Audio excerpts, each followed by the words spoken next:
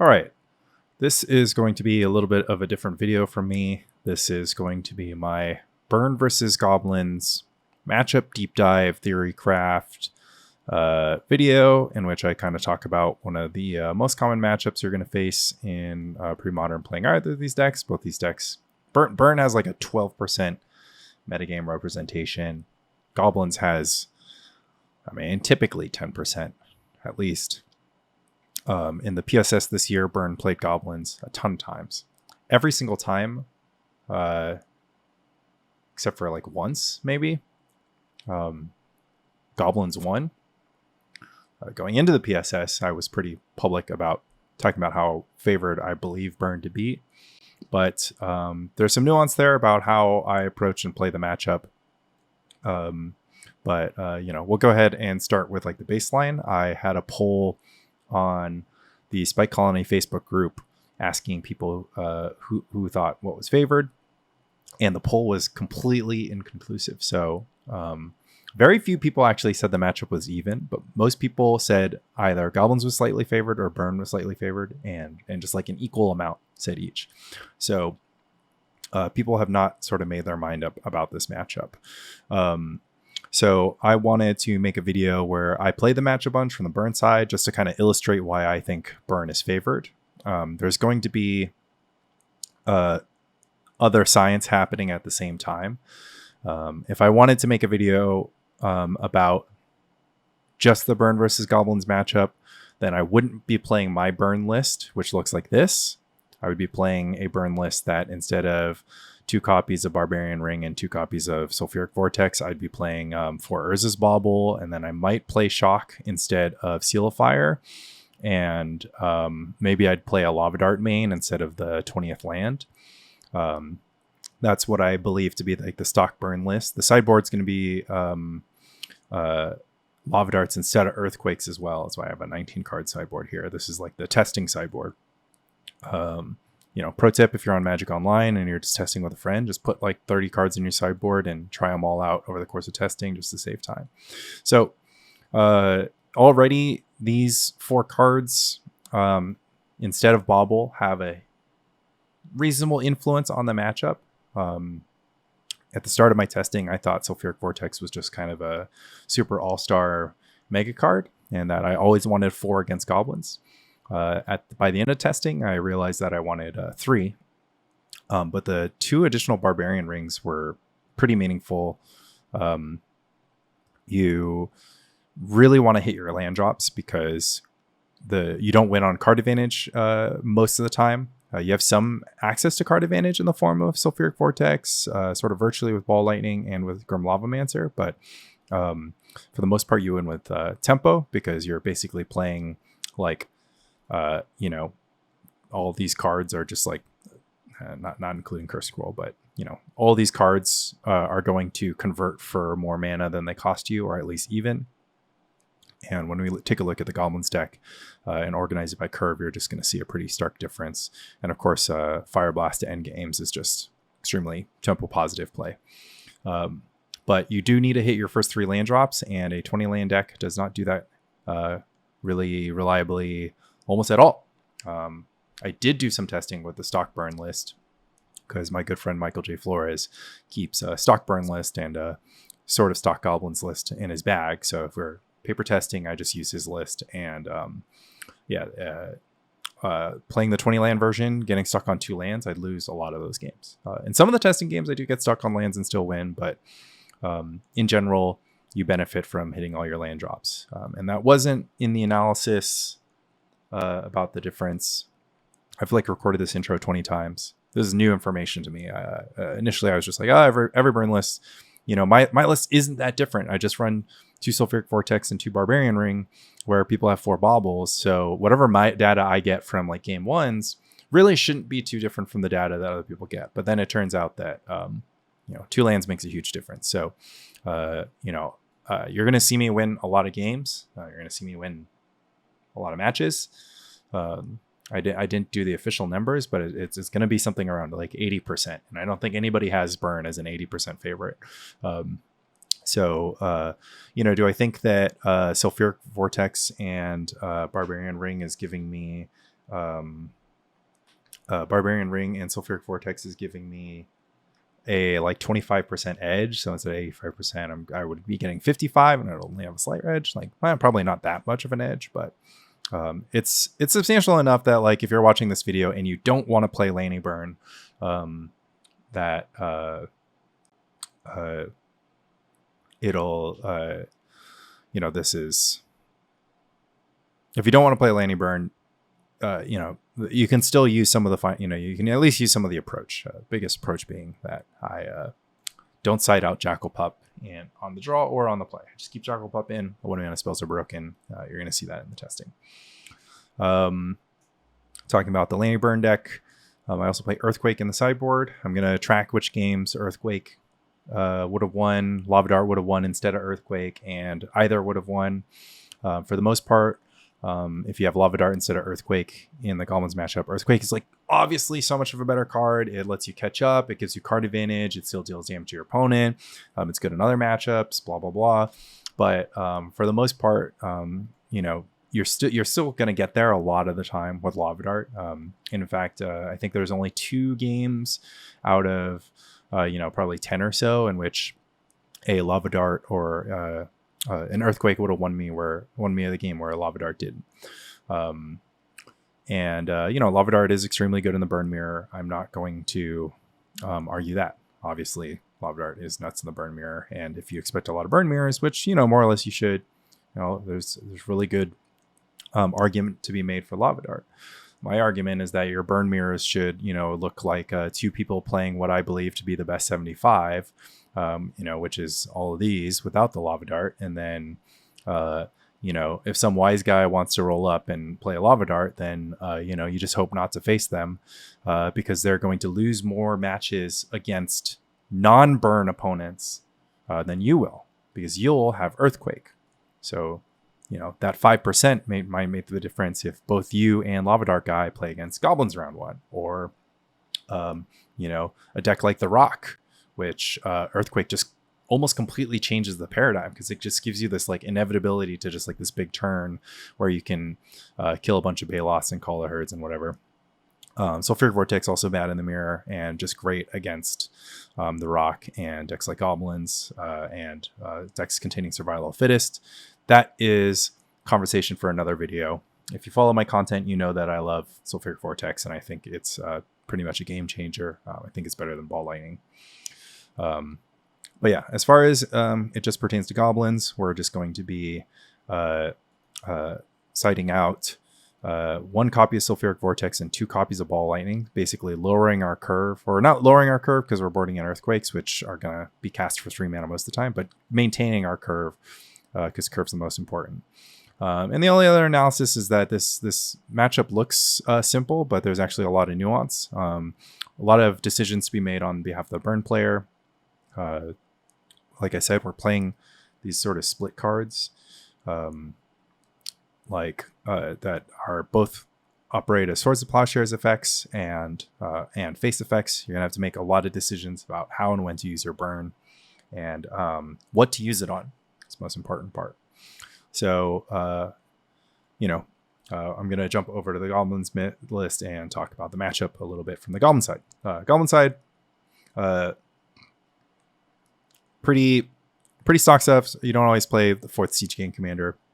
Some people play a 3rd Naturalize, an additional Gem Palm Incinerator, whatever. So key cards in the matchup are going to be Goblin Lackey, which of course has to be killed by whatever the burn player has access to. So play Goblin Lackey, it gets bolted. Your burn opponent overkilled it by 2 damage. It's got to feel good. Mog Fanatic can poke in and eventually always guaranteed to trade for some material from the burn deck. So that's either in the form of a burn spell or Gun Lavamancer, Ball Lightning, or opposing Jackal Pup. So play Fanatic. Burn player has to do sort of something, especially if you play it on turn 1. The game's going to go 6 turns. This Mog Fanatic can get in for 5 damage for 1 mana. It's extremely powerful. Pile Driver is not necessarily kill on sight, but I will say that burn players are addicted to killing everything but Pile Driver when it's better to just kill the Pile Driver. So if you consider a battlefield that has a Skirk Prospector and a Goblin Pile Driver, like just kill the pile driver. Like, why are you letting your opponent turn their Skirk prospectors into more important creatures when you can just kill the important creature? And especially because they can present some threats with haste. If you tap out or you just like are low on resources, your opponent just has a pile driver on the battlefield. These war chiefs and ringleaders are always going to threaten extra damage. Speaking of haste, haste is super important in this matchup. It's the reason why Goblins can win. Goblins didn't have access to the card Goblin War Chief. I just pretty much guarantee it'd be impossible for Goblins, like it'd just be like ridiculous for Goblins to win. But because Goblins has Goblin War Chief and Burn always has to respect the possibility of War Chief, it just like completely warps the game. It's one of the reasons why Seal of Fire is more important than Shock, because of that mana situation. You play Seal of Fire, you can tap out for the rest of the game and never get punished by War Chief.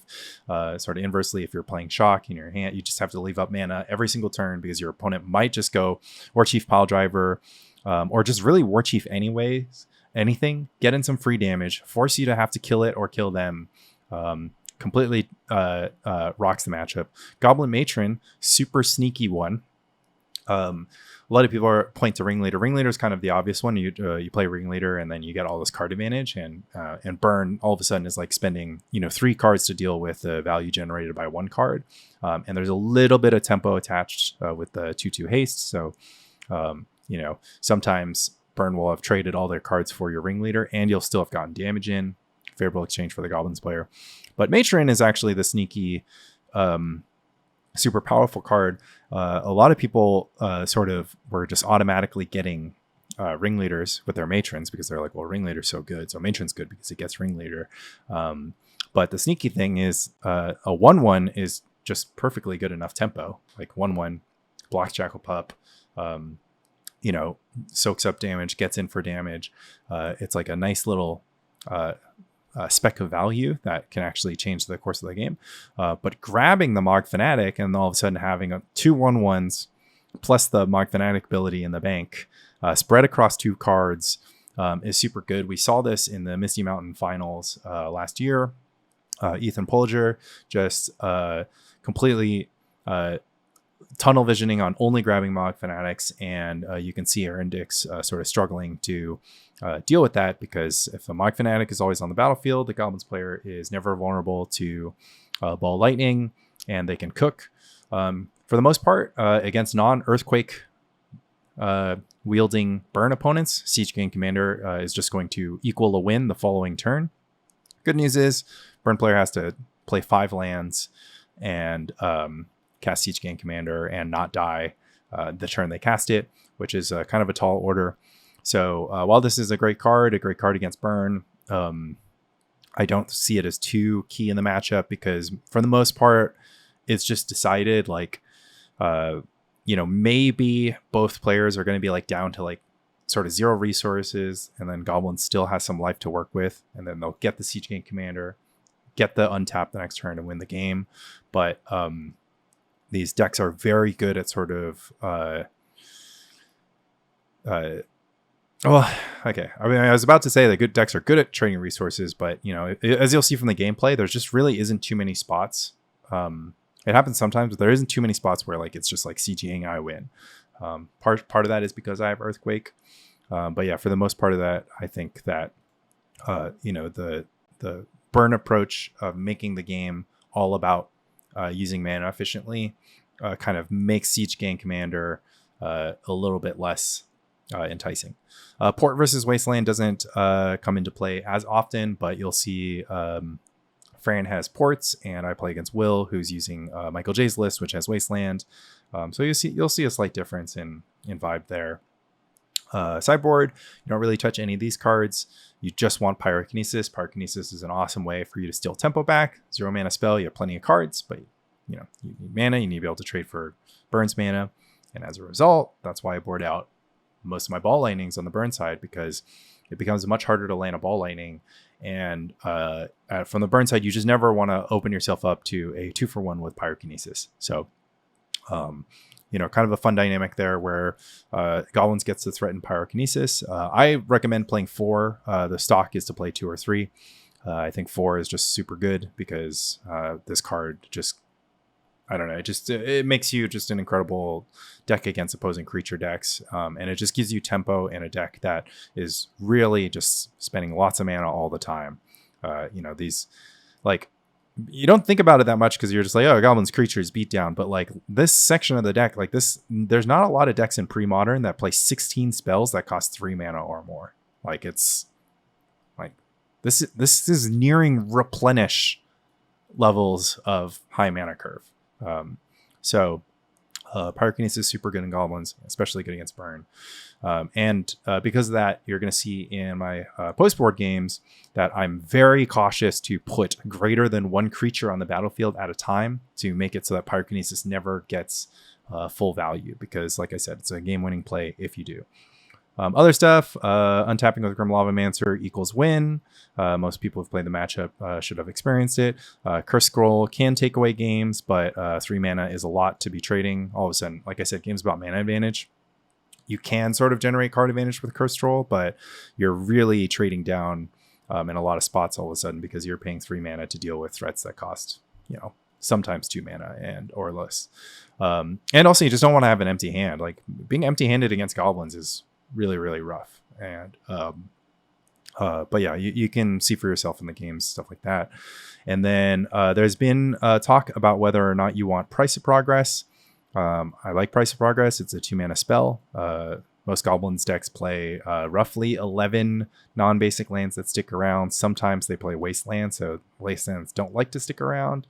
Your mileage may vary. I don't have enough sort of vibe or data on whether or not I want Price of Progress. I can't imagine wanting them when I have Earthquake. And I have my deck constructed like this.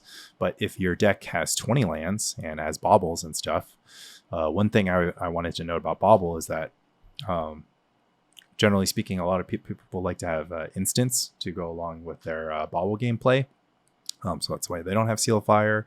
They have Shock instead. That's why they don't play stuff like Volcanic Hammer, etc., etc., etc. But one of the things is that if you like keep a like 2-lander and you go like land, and on third turn you draw a bauble, and then you like go bauble pass, and then you draw your 3rd land off that bauble draw, then that bauble sort of got you nowhere. So if you have sort of 4 baubles hanging around here, instead of these lands, maybe you want to just play Price of Progress because it's just a card that you can cast and you just like use your mana effectively. But that said, Price of Progress is kind of those sit and wait cards where casting it proactively is not an option. So sort of disliking that. And yeah, I don't know. If you had 4 Lava Darts to board in, I don't even know if you want 4. The first one that you cast is like pretty decent because you'll get 1 on a Goblin and then later you'll get 1 to face. But most of the Goblins that you care about have 2 toughness, being Pile Driver, War Chief. And then 1 toughness, obviously Lackey, Markvanak. It's nice to clean up with a Lava Dart, but it's one of those things where you have to like have the Lava Dart for the 1 toughness Goblin, right? If you open up your hand, you don't have Lava Dart, you just have to kill your 1 toughness Goblin with a Shock or a Bolt, and then later on you draw Lava Dart, and you're like looking at your targets, and it's all War Chief, Pile Driver, Siege Gang, etc. So then you just like look your opponent's face, and then you're like, they survive at one life because you bolted a Lackey and Lava Darted face. Anyways, hate Lava Dart in the Goblins matchup. I had like had a tournament where I sideboarded a bunch of Lava Dart against Goblins. I drew a bunch of Lava Dart, and I'm like, great, I drew a lot of my sideboard card, and then I proceeded to lose. So generally don't like constructing decks and sideboards where like you have this card in your sideboard and you board it in a matchup and you draw a lot of it and you still lose. Explainer on Sulfuric Vortex. 3 mana is a lot. It's kind of, you have to be ahead, but if you are ahead, then it'll close out the game. It'll because Goblins can come back from that behind, but Burn is more like close the door situation. It's not like a comeback from behind situation. So you got to start the game ahead, use your mana efficiently, get Sulfuric Vortex. Sulfuric Vortex helps shut the door. Ball Lightning can help to shut the door. It's a little bit more conditional. It's a lot easier for Goblins to interact with Ball Lightning than Sulfuric Vortex. So I like Vortex a lot, but you can draw too many, so that's why I board 1 out in the post game. And then jumping around here, the last thing is Gem Palm Incinerator is a fun thing in the matchup. Sometimes Goblins boards in more copies. This Tormod's Crypts aren't always there, so You can go up to 4 Incinerator, and that becomes super interesting because if you stick an Incinerator on your burn opponent, that's really good. It's a 2-for-1. It's relatively mana efficient, but you're also playing chicken where you can never like really cycle Incinerator into Burn's open mana, because then Burn can respond to the trigger by wiping out all your goblins, and then you spent mana to do nothing but draw a card. And if you just spend mana to do nothing but draw a card in a matchup where mana is super important, you're going to lose. So TLDR, mana is super important. Both players should be thinking about using all their mana all the time and leveraging their mana for the best outcome. It's important for Goblins not to fall behind. It's important for Burn not to fall behind. Goblins has to kind of stay in pace with Burn and then overtake it. Burn has to like stay in front of Goblins, shut the door. My testing is going to show a little bit of a skew on the matchup, but overall, I just want to, I just wanted to kind of explain and have a visual demonstration to people about like why I consider Burn to be favored, and at the same time try to make a case for playing 22 lands and for Sulfuric Vortex. So good scientists tend to not mess with multiple variables when they're conducting an experiment, but we have limited time when we're testing Magic the Gathering. So I hope you take this as obviously biased and weighted experiment, but as just a good indication about why I feel the way that I feel, and sort of just a little bit of data towards the Burn being favored, and at the same time saying play Earthquake in your Burn deck, play a lot of Sulfuric Vortex, and play 4 Barbarian Ring, which initially when I added to the deck, I was like, I'm a madman. And then I started like drawing them a lot. And instead of being flooded, I would just be dealing 2 damage and staying in the game. And it was making a difference a lot. And so I slowly realized that honestly, 4 Barbarian Ring is so hype. And at some point, I'm almost at the point where I want to mitigate the downsides and trim them for Mishra's Factory and then trim Ball Lightning. But again, subject for another thing. And then, of course, Sulfuric Vortex could be its own video. So Goblins versus Burn, check out the matches, and thanks for watching. All right, I'm going to watch back and talk about some of the games that I had with Fran when I was testing this. These ones I didn't record with commentary while I was playing, so you're going to hear it now.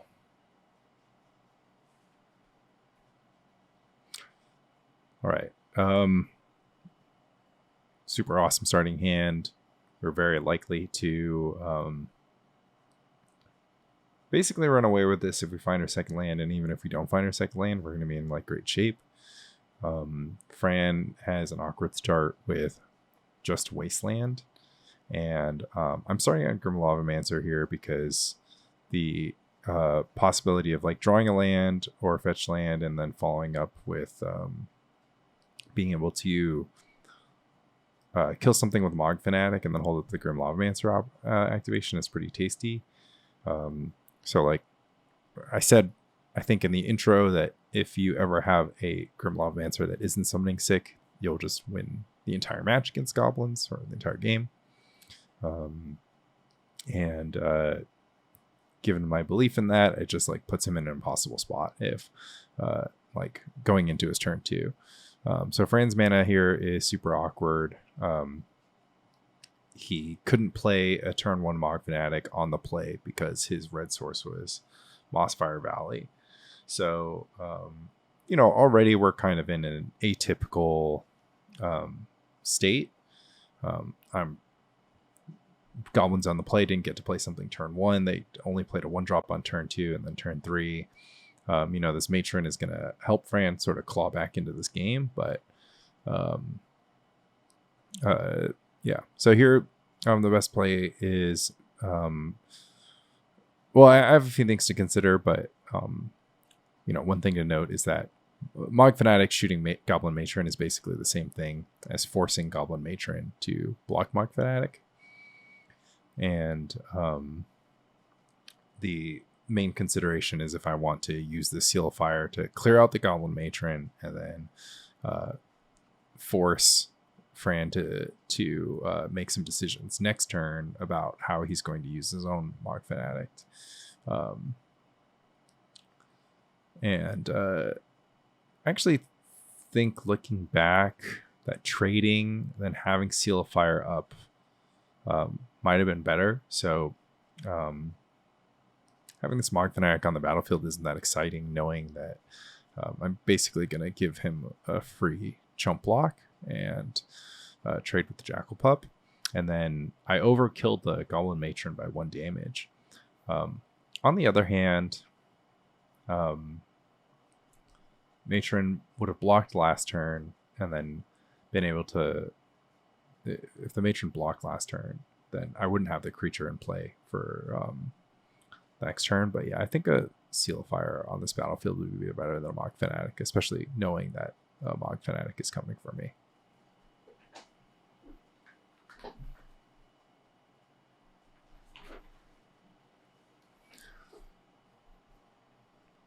So Fran is going to play a couple of 1-drops, and we're basically likely to trade out this board. So Goblins going into their 4th turn, they have 4 lands. They sort of managed to stop the bleeding relatively well. The Matron draw was super good, and I haven't been able to get really too much going.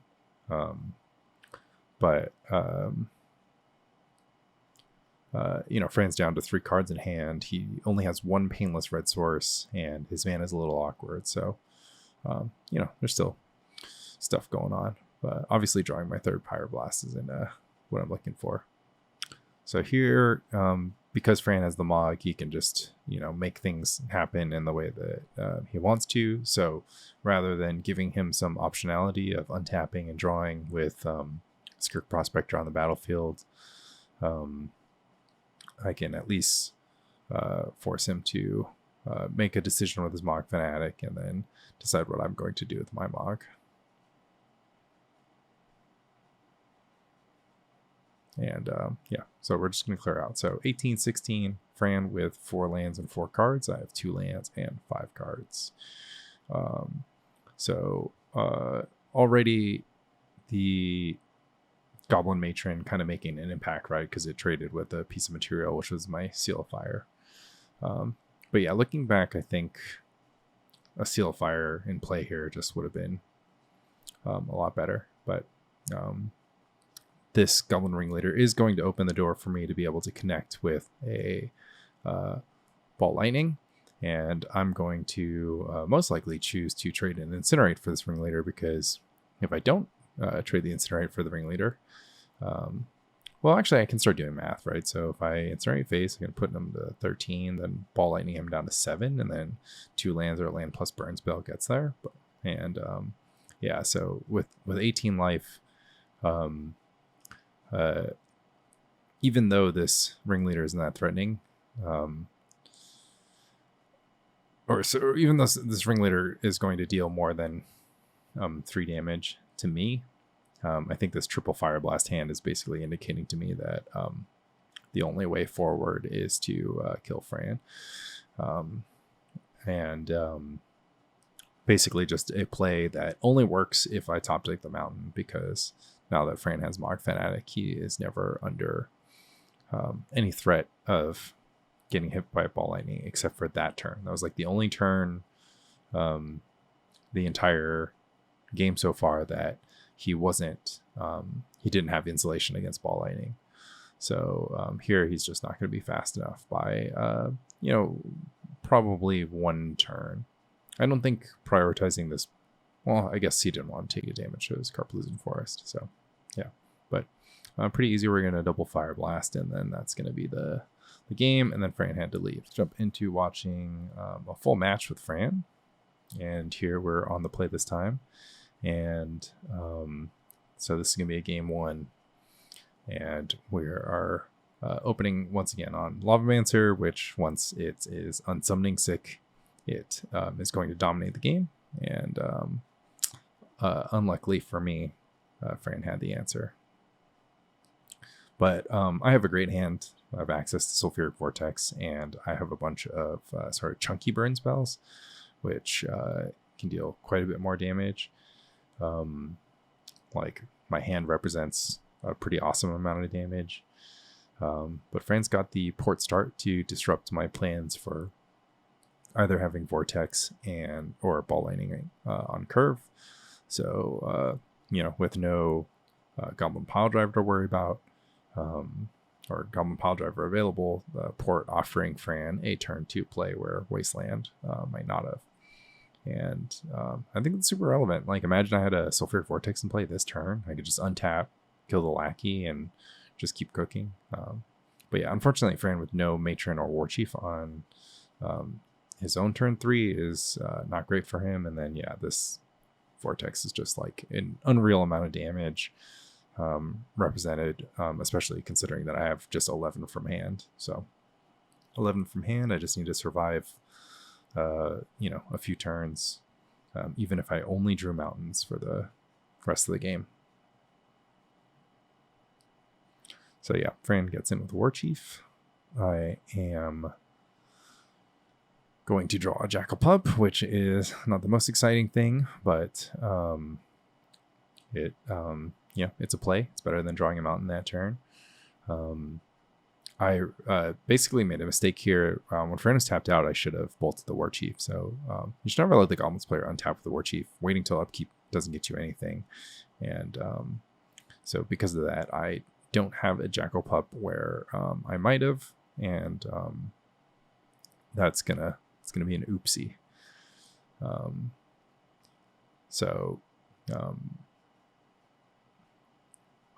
Regardless, I'm not going to be too scared. And just to go to show how powerful War Chief is from this spot, I'm just going to Fire Blast it, knowing that that I have to remove it, and if I don't draw a burn spell in the following turn, then there would have been no point in waiting. And really the only draw that would have really punished that Fire Blast play is if I drew like exactly Shock, because Bolts is just going to get there pretty close to the same. So we're going to get a little ported, pretty reasonable here if we were to have a 3-drop available in hand. Of course we know that we have Fire Blast, but yeah, again, if we had like just Jackal Pup in our hand or Jackal Pup available those last few turns, things might have been a bit different. But here still, Fran's sort of out of gas, no access to Ringleader or Matron so far, which is kind of a big reason why we're winning this game. He's flooded out, he's got 7 lands, but as we mentioned in the pregame, Burn is a 24, Goblins is a 24 land deck. So, the amount of times that you're going to draw, 7 Goblins and 7 lands is, it's not trivial, right? Like, and Fran's pretty hyped about his port, but of course, it doesn't quite matter given the contents of my hand. And yeah, the 8th land is pretty disgusting. I think he's probably holding one more. So, it's pretty easy to see how this game won. I mean, I did make a mistake that probably cost me 2 damage, which would have meant that I could have killed him on this turn instead of whatever. But yeah, Fran just draws Matron, Ringleader, instead of 7 lands. If he draws a little bit more Goblin, a little bit more, Siege King Commander, Matron, Ringleader all would have been, really excellent on those turns where he was basically just doing nothing. But instead, we are just able to blast him out a turn before we were about to win. So, turn before we're about to win, but still counts as a win nonetheless. And then, yeah, we were slightly inefficient there, not bolting the War Chief ahead of time. And granted, War Chief, sticking Incinerator is like a pretty decent outcome for Fran. Like, even the Mog Fanatic on the Grim Lavamancer on turn 1 were pretty relevant. So it's not like Fran had like an outrageously bad draw. And then, considering I drew all 4 Fire Blasts and then 6 lands myself, to his 8 is, it's at least close. So we're gonna later on we start boarding out some number, like boarding out 1 Sulfuric Vortex and 2 Ball Lightning for the Earthquakes. But here we're just going to board out balls for Earthquakes, sticking with our Jackal Pup plan as outlined, and already getting rewarded by having, once again, a lean opener, where don't get me wrong, like the list containing Lava Dart here would have a lot Lava Darts in the, that would be their sideboard card. So it'd be like, okay, imagine this hand had Lava Dart instead of Jackal Pup. It's actually, pretty reasonable. But, luckily for us, we have the Monk Fanatic. And then next turn, we get to have a pretty sick Seal of Fire investment alongside this Grim Lavamancer.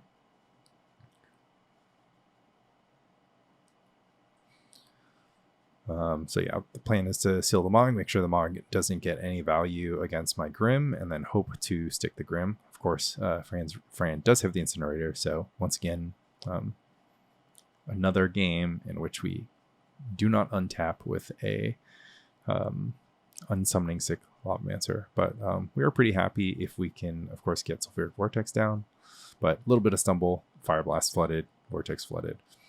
Only able to get Jackal Pup, but yeah, once again, like, look at this turn. It's like, okay, is Jackal Pup really bad here? Like, Fran just spent 3 mana, played a War Chief, and couldn't attack with it. It's like, sure, we're behind on quite a bit, but Jackal Pup is a piece of material, and honestly, because of the nature of how this matchup works, like the fact that this Jackal Pup is a blocker for 1 mana, granted I floated a mana, so whatever, if I had some random red bear, it would be better, right? But it's been pretty relevant to just have a 2/1 on the battlefield against Goblin War Chief. But this Sharpshooter play is pretty sick from Fran, and is going to be pretty much able to completely annihilate me. So like, if Earthquake, Pyroclasm are like the only types of cards that I can have my deck to come from behind in this sort of situation. So I think we're going to we're just going to lose out because draw was a little bit too clunky. So, minus points for Sulfuric Vortex there. Having Lava Dart instead of Jackal Pup would not have really made that big of a difference, I think. And drew a couple Fire Blast, drew a couple Vortex. So already one very, very minor thing that I think subconsciously started pushing me towards starting 3 Vortexes in the post sideboard games. But for this, I'm just sticking to my guns and just being like, okay, well, I'm going to be on the play, and things are going to look better. So if we're keeping score from this point on, game 1 really close, could have gone either way. Made a slight mistake that affected the outcome, but possible with a slightly better draw from Fran's side, would have had a different outcome. Game 2, Fran wins quite decisively. Like, my draw is like way too awkward, and then going into game 3, we're on the play, and we actually have an extremely mana efficient hand. So sort of an interesting decision here whether or not to incinerate or offer the trade. And I go with basically the idea is like, I want the Jackal Pup to trade with the Goblin Lackey, so it's especially because I have the Earthquake in my hand, so I could put Fran in a position where he kind of makes a play like this, which I can then at the very least counter with my Incinerate, and then put us on equal footing. We've both traded 2 resources for 2 resources, and so pretty straightforward stuff. So here we're in a spot where, like, if our Earthquake was Lava Dart, like, we undeniably would Lava Dart the Goblin Lackey here, but because our Earthquake is an Earthquake and we can take a Lackey hit and use this turn to develop our Sulfuric Vortex instead of doing anything else, we're going to see kind of a divergent path in the way that my burn list works different than other burn lists. But you're going to see Fran kind of reveal a bunch of lands and a Gem Palm Incinerator. So, just imagine this turn, both players at 2 more life, no Goblin Lackey hit. Would have been just the Skirk Prospector play from Fran, and then he would have had a bunch of lands on his top of his deck. So, kind of interesting stuff. And I'm actually sitting here contemplating whether or not I even need to use this Earthquake at this juncture, and how much damage I need to use it for. But choosing to be more mana efficient. If I draw, I don't know. I think I probably hit this for 4, or hit this for an extra damage. It does an extra damage to me, but I would have no trouble. Oh, I guess Seal of Fire is covering me for the potential of getting hit by a Goblin War Chief. So, but Fran's just gonna cycle jump home Incinerator for a card. So yeah, we're covered against War Chief going into this turn, and then we feel pretty good. Fran's stuck on 2 lands. Obviously, we got a bunch of leverage out of our Earthquake. Fran's also passing the turn, so I think if I were to just use this match as my case, I wouldn't have the most powerful case. A lot is going right for me this game, a lot isn't going right for Fran, and then of course the difference in how my deck is constructed is the reason that I'm winning. But I don't think it's too hard to imagine that if I had Lavadar the Lackey, played Vortex 1 turn later, got in for a little less damage, and et cetera, that I would still be able to pull out the win, because Fran has a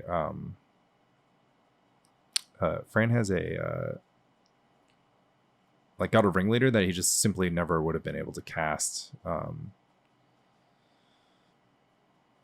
And then just a little math blunder there. I thought I was 1 off lethal, but then I did have lethal. So that was the match with Fran. So I think we're going to play one more time. Yeah. So we're going to jump into a second match. So we'll call that match pretty close to 50-50, right? So I won 2-1. I won the die roll in game 1. Game 1 was at least reasonably close.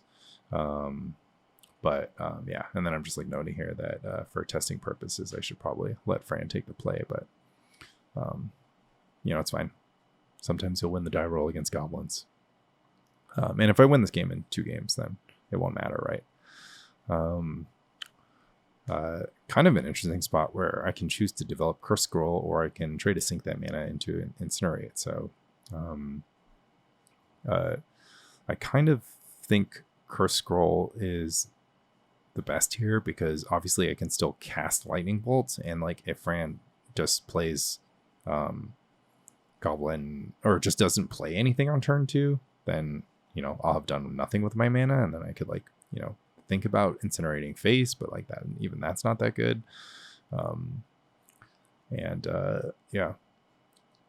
So actually interesting spot where I choose to Seal of Fire, taking out War Chief, or taking out Skirk Prospector, simply because I think Skirk Prospector would just deal 2 damage to me over the course of the game, and I'm already with the Curse Scroll draw, I'm already angling towards trying to play a longer game. So interesting stuff. I get my Ball Lightning hit in, which is already going to really improve my chances this game, and Fran is able to stick a Naturalize onto my Curse Scroll before I can convert it for any damage, which is actually quite good.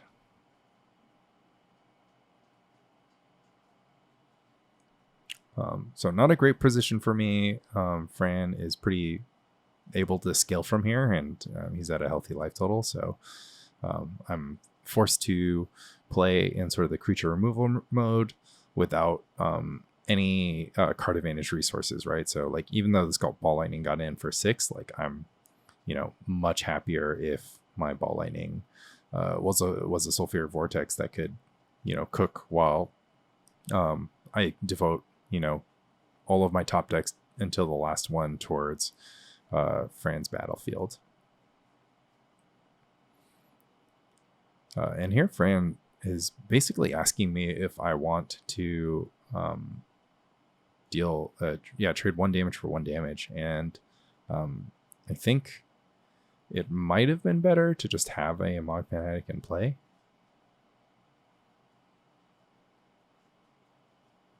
But he is protecting his sharpshooter, so he knew he was going to sort of be in that position. So yeah, we're flooding out a little, but Fran is also on 0 cards. So here we're basically just trying to put him drawing dead to, I mean, it's just like a top deck war, right? We both have 5 lands.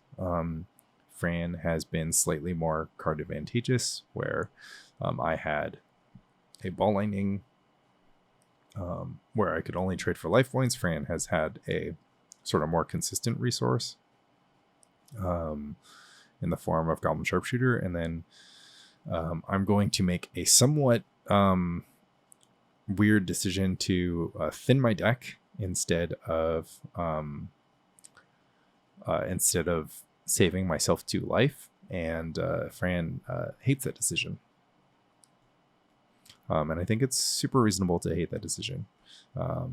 But I basically decide that I can't let these 2 ringleaders be available to Fran, especially because I'm going to eventually try to work towards having a Grim Lavamancer in play, which, nobly is like quite good. Like if I have, a couple burn spells off the top and then I just am left to Grim Lavamancer, I'm going to be in great shape. So, Fran missed a point of damage here, so we're just going to say I'm at a virtual 12. Because he could have tapped the sharpshooter. So we're going to do some back and forth. I'm going to draw one of my clutch barbarian rings. As I mentioned, I have 4. It's a big deal.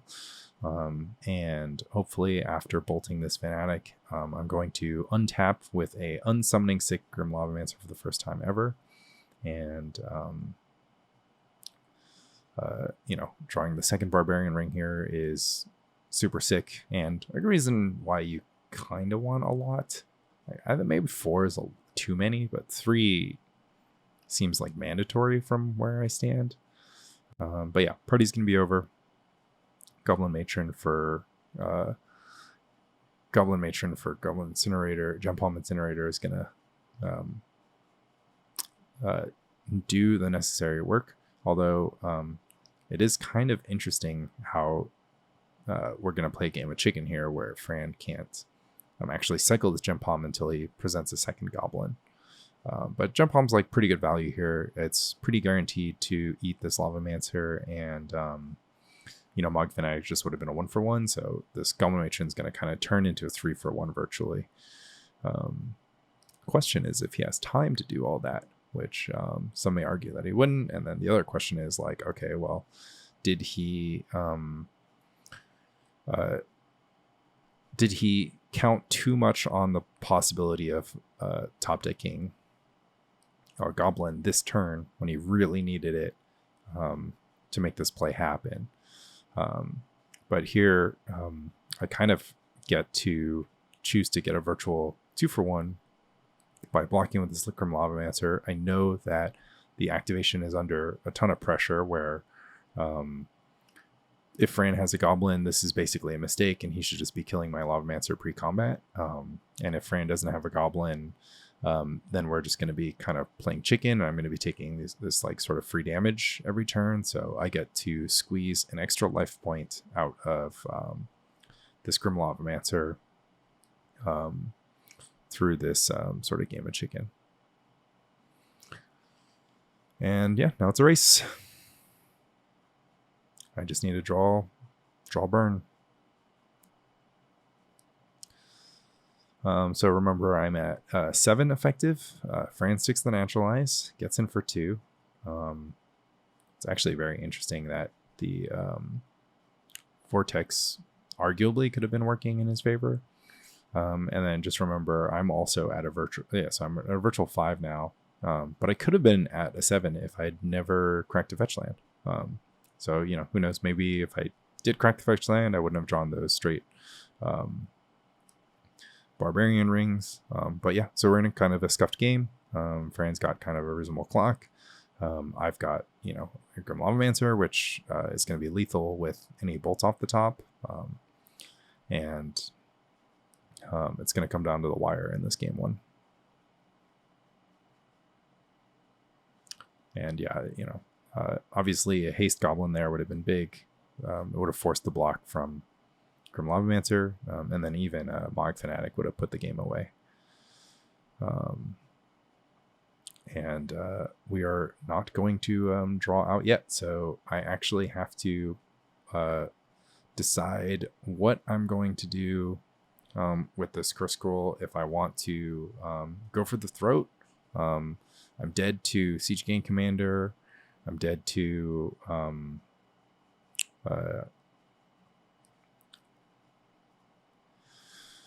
Monk Fanatic.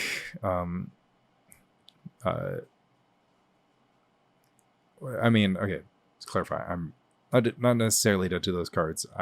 Any of those cards means, so I'm dead to Siege Gang, full on, but a Monk Fanatic or a War Chief forces me to block and shoot something with Grim Lavamancer. So here, once again, I'm an effective 2 life. I basically have to be like, okay, well, I'm dead to Matron and Monk Fanatic.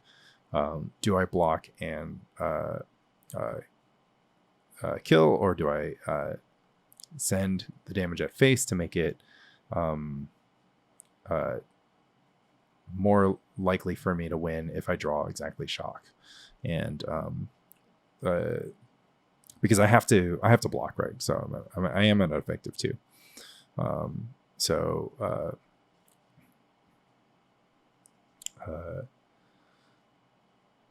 Basically, I kind of go for a third thing, which is just kill a creature and take damage down to 1. Huh. Interesting, because this doesn't change anything for my top decks except for it opens up my own Mog Fanatic. Fran, of course, drew a land, but I think I had to block and kill a creature and then just hope that Curse Scroll would carry the day, plus whatever I draw for turn. But I am, of course, gonna yeah, I mean, if I consider that I don't have Lavamancer and I don't have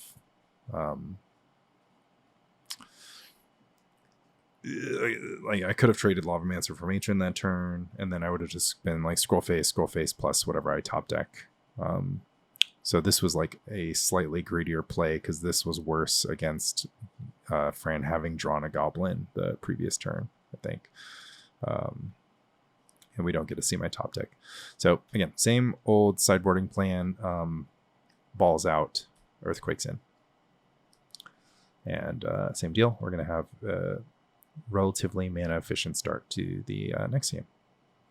Unless, of course, we don't draw another one drop. And then I'm just telling Fran, like, I probably shouldn't have fetched that last game. But yeah, we're going to get ported. We're going to flood a little. We're going to play Jackal Pup.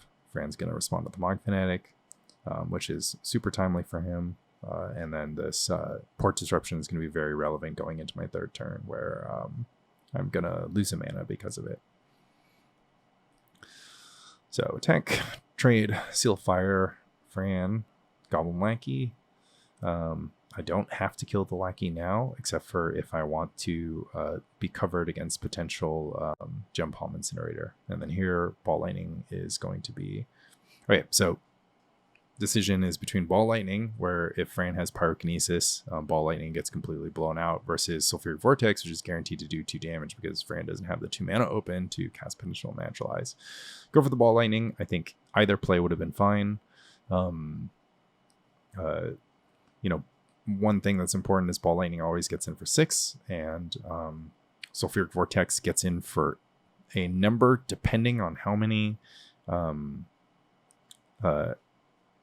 turns it's in play. So generally speaking, it's better to cast Sulfuric Vortex first, but I figured more turns pass, the more likely he's able to top deck Pyrokinesis. So, I'm in the world where he has the lowest amount of Pyrokinesis possible, and I'm rewarded by no Pyrokinesis.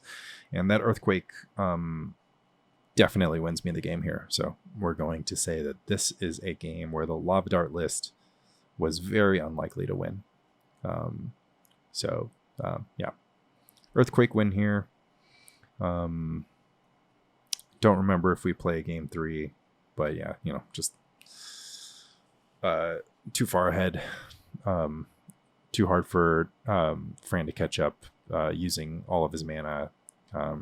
Matron, Gem Palm, Matron for Ringleader for Gem Palm. I think Fran probably would have had to Matron for War Chief to at least force me to respect it. But we're gonna go ahead and play game 3, assuming that I lost because of Lava Dart.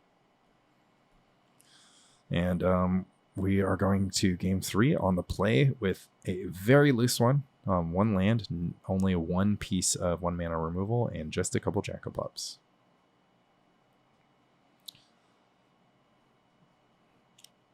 Fran is going to have a Lackey. I top deck a Mark Fanatic, deal with a Lackey, get in a point of free damage.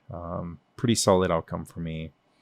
And then once again, Jackal-Pup sort of showing how solid it is. Just like, look at the situation. It's like, okay, you're like, oh, Jackal-Pup's really bad against Pyrokinesis. It's just like, well, actually, you never have more than just Jackal-Pup in play because Goblins is always going to block or always use their Mog Fanatic, whatever resource they have available to them to Jackal-Pup. And then, granted, Goblin Matron's pretty good against Jackal-Pup on the battlefield. So it's going to be a good Goblin Matron here. He's going to go for a Lackey to try to ease up on what's going on with his mana. I think if I'm Fran, Lackey is maybe a little ambitious and Mog Fanatic is like much better. I can see the outcome, obviously. I have a Grim Lavamancer in play. And so I'm just going to wait until upkeep to do this because that stops him from having Incinerator. And if he has like a War Chief this turn, I can even consider doing a block and shoot. But he doesn't. He has Went Ringleader. And so I think it's a pretty easy kill the Lackey here. And take 2. But instead, I'm going to block for value. So because I know that I'm going to die to Mog Fanatic. So slight upside on waiting, just allowing me to play a controlling game. And I want to point out here that Fran is on 4 lands against my 1 land going into turn 6. He's done everything that people say about Goblins being bad for burn. He's had a Lackey that I've been forced to kill. He's had a Mog Fanatic that has converted for a Jackal-Pup. He's had Goblin Ringleader, which is supposedly supposed to force me to start going face. But we're still like in this game. And, the Siege Gang Commander isn't good news for us, but like at the end of the day, it's 5 mana to trade for a Seal of Fire and 3 1/1s if we are able to survive the onslaught. We have a lot of burn in our hand, and Fran's at 16, so he's got all the cards. He's able to spend all his mana every turn. He can port me, so stuff is definitely looking interesting and close. But yeah, I think we can maybe trace back the outcome of this game to somewhat being defined by the fact that he matroned for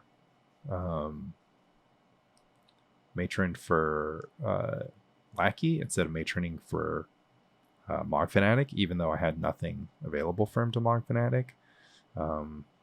We can I think this Earthquake is obviously going to... Okay, so I think my argument for this game is like if I had Lava Dart instead of Earthquake, then I would have just had lethal damage a turn earlier or something. Or actually what I'm saying is if this Earthquake was a Lava Dart, I would have used it like this turn or something. Or like I would have used it this turn. Okay. So I am going to use Earthquake to win, but if I had Lava Dart instead of Earthquake, or just Lava Dart the Matron, which would have been sick, right? Fran's next turn is Fran's next turn afterwards is just Goblin Lackey, misses his 4th land drop.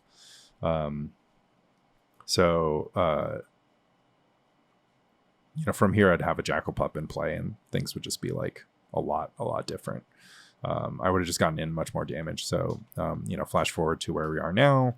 I have to start sending all my Burn of Face at Fran. We're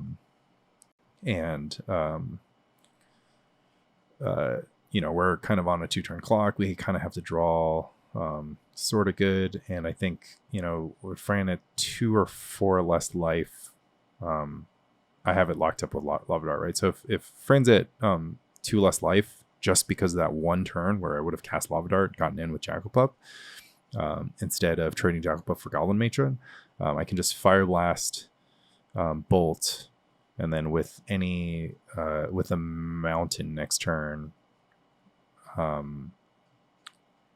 just flash back the Lava Dart. If Fran's at 8 effective. So I wouldn't be able to win this turn because I don't have the 3rd Mountain, but, short of a War Chief Pile Driver this turn, which Fran doesn't have, I should be able to pull it through. But this port, pretty solid, forcing me to kind of make weird decisions. Fran hard cast the Gem Palm Incinerator, so that's kind of where he's at. I serve the Bolt, and then in an alternate universe where our Earthquake was Lava Dart, the Mountain kills him, and then in this universe where Earthquake is Earthquake, Earthquake kills him, I believe.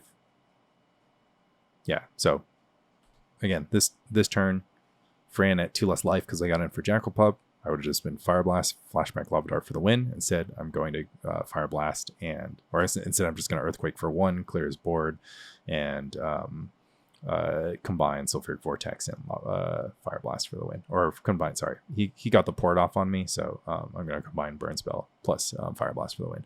So, one game 1, 1 game 2 because of Earthquake. So would have lost game 2 if I didn't have Earthquake, if I had Lava Dart instead of Earthquake. Game 3, doesn't matter if I have Earthquake or Lava Dart, but maybe Fran should have searched for Mog Fanatic instead of Goblin Lackey. But I think Lackey, they're sort of exploiting the fact that I was stuck on 1 land. Fran maybe thinks that I have a lot of Incinerate in my hand, and that I didn't have lightning bolts, let's see. Yeah, so it goes Goblin Matron on 3. I go into 4, play Jackal Pup. So all I've shown him is Mog Fanatic, Jackal Pup. Yeah, I think this Lackey is sort of incorrect. He's kind of just using it as life gain, but Mog Fanatic really is that good. I think anytime you cast Matron, you should just be getting Mog Fanatic, and that Lackey here was just a little greedy, especially because I untapped the Grim Lavamancer. And then it's interesting to think about, if I just let this Ringleader hit me, killed the Lackey, untapped, played sort of towards a situation where I drew a land, and then I could activate the Lavamancer again, force him to use the Fanatic and get a little bit more value out of it. Instead, I took an extremely conservative route to preserve life total, thinking that I just needed to survive to send this Burn Face, and I didn't need to be super damage efficient. So it kind of worked out for me, but lots of interesting points in that game that could have gone differently. But overall, illustrates kind of what I'm saying when I say that I think Burn is ahead. It's close, but Burn is ahead. So we're going to drop into the matches with Will, and I have live commentary on those matches. So check those out in just a second. All right, it's been a few weeks since I tested this out with Fran, and I'm just going to keep trucking. This one's actually super interesting. So leading on any of these is super reasonable for a lot of reasons. But yeah, being on the play is broken.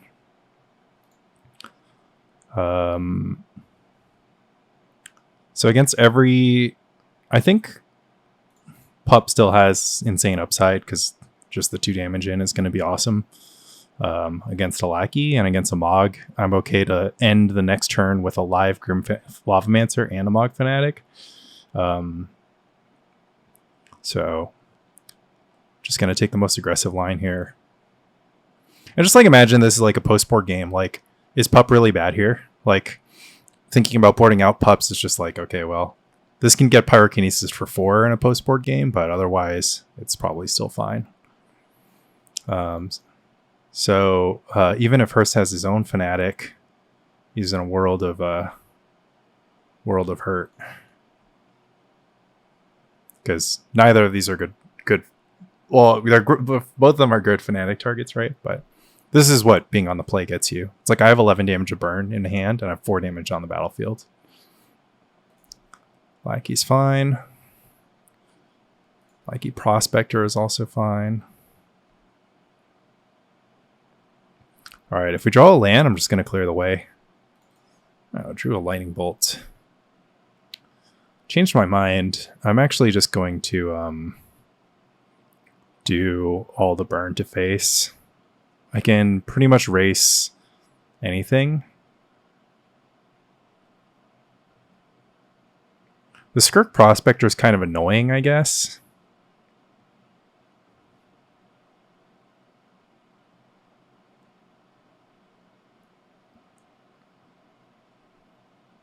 I can't really imagine Hearst having the opportunity to scale out of control here if I just start throwing things at face. Skirk has the potential to make that happen, but I think not really efficiently because there's not really a good way to put a bunch of free goblins on the board. Like, he can't siege gang like this turn. So, should be fine.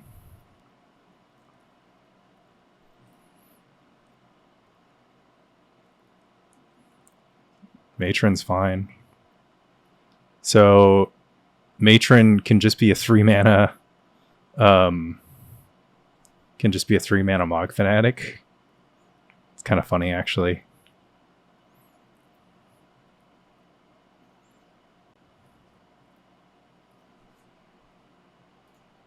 I guess it's a little scary. I don't know how fast I can unload. These two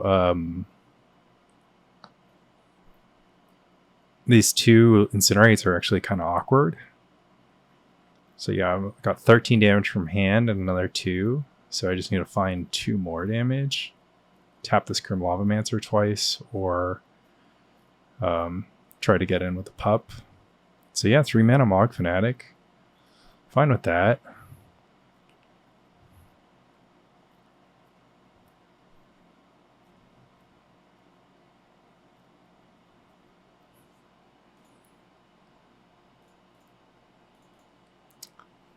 Blocked with the Pup. Pup got him for 2 damage. Blocked a Lackey. Good things, I think.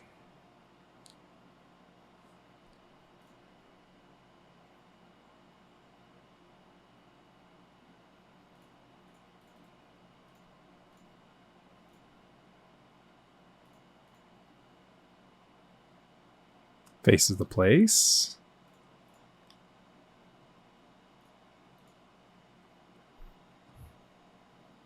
So Hearst should Fanatic here, I think. Letting me untap I don't think is good.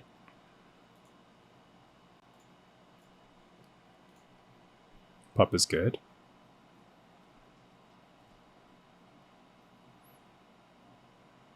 Yeah, this one's not even close. I mean, even if he did... Well, I guess if he stopped my Lavamancer from getting in the second damage, that would have been pretty good. Skirk Prospector is still quite powerful here.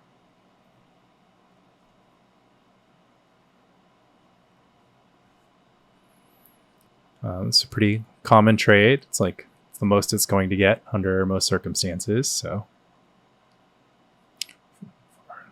yeah. Yeah, face is still the place.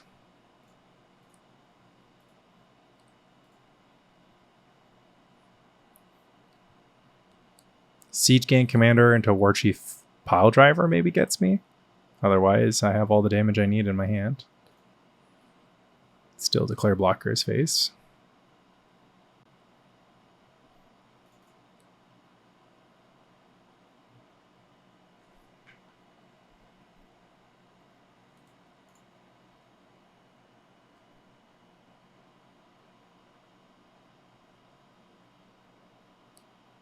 There's some sequences that could conceivably kill me, but none of them start with Goblin Matron.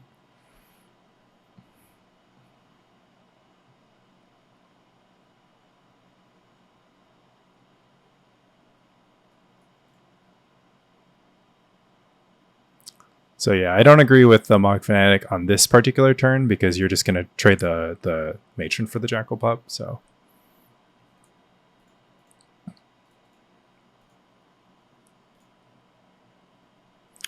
Wonder if Hearst had a more aggressive available line. Goblin Lackey. A little triple Lackey game.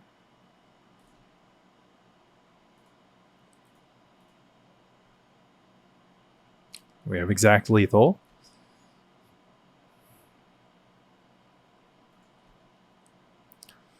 Good draw from us though, just like very lean. 1, 2, 3, 4, 5, 6 6 1 drops. 5 1 drops. 5 1 drops.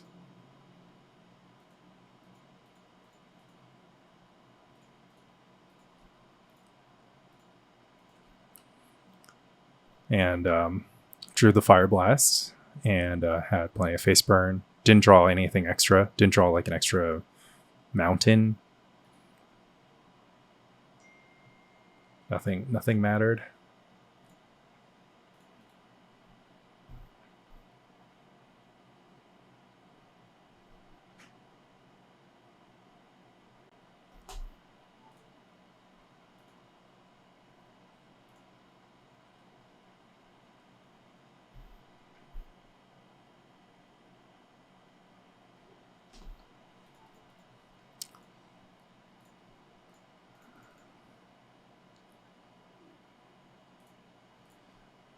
In regular playtesting, probably let Hearst know that I just have it so we can move on to game 2 a little faster, but it's fine.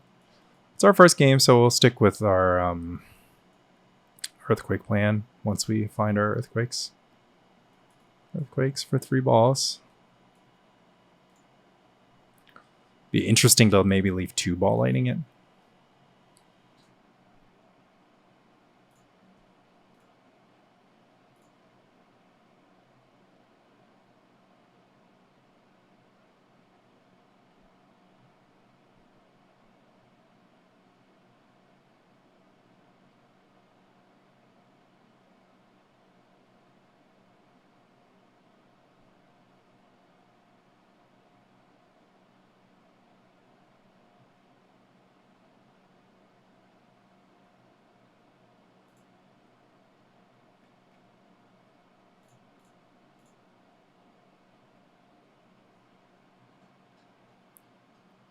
All right, going to game 2.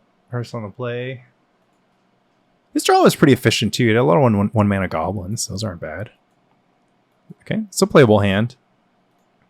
It's a little bit annoyed by Goblin Lackey, which, like, you know, maybe this would be a Lava Dart if you kind of played the board out Vortex for Lava Dart plan. So we'll take a look at how those things go. But yeah, as it stands, I'm gonna have to bolt a Lackey.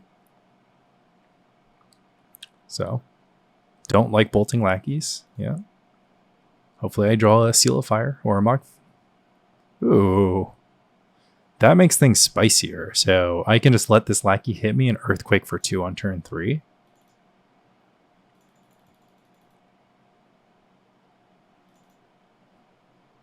I might not draw the land. I'd be maintaining the bolts. All right. This is as early as turn 1 to have the, like, what if we had Lava Dart conversation. Yeah, let's greed and try to get some value from this Jackal Pup, I think.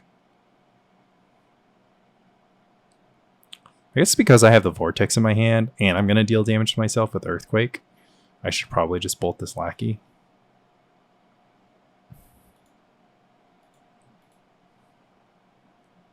Will's on the mold of 6. Because, like, if the Lackey puts down Ringleader, this Earthquake looks really bad. And, like... Yeah. Oh. No play. I did find a third land.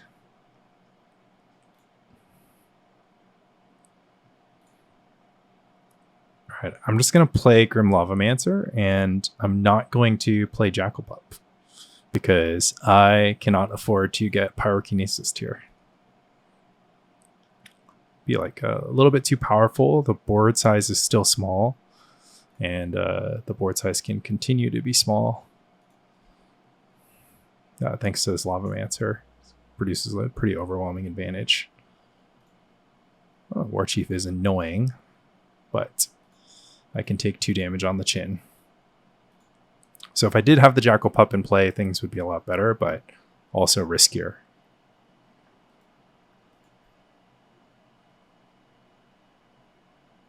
I gave Will a list with 4 Pyrokinesis as well, which is important to note. Fire. I'm going to use... No, actually I'm going to use Lavamancer because... Seal of Lavamancer takes mana, and I'm not going to block anything, so. But yeah, this mulligan's hurting Will. Mulligan and being on the play actually is hurting Will. Because he's a little short on resources. But this Ringleader is going to bring the resources back. So we're going to have to outgrind this Ringleader. Hopefully it doesn't hit Mog. And boom, hits 3 Pyrokinesis.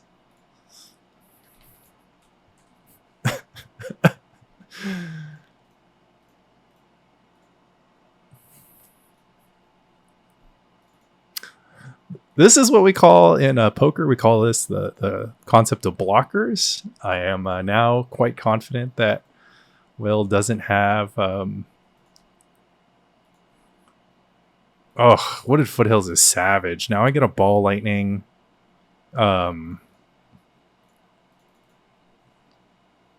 With no fear.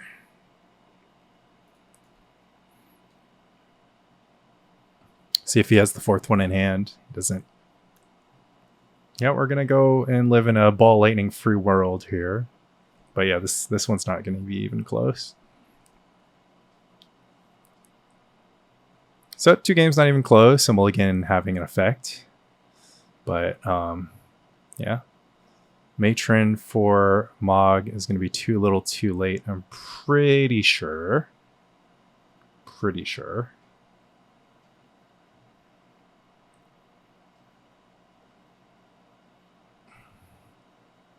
Play the Mog is fine. I think 2 damage to face is going to be better than 2 damage to any creature, because I'm going to play Vortex this turn, and then the next turn I'm going to play next turn I'm going to play Earthquake or something. I don't love Mountain. Would have liked to fetch land.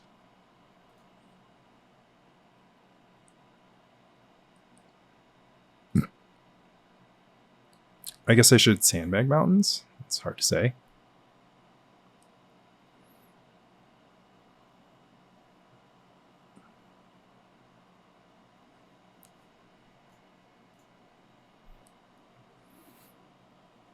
Oh, that Jackalpup is really bad into this Gem Palm Incinerator, actually. It's a mistake. Right.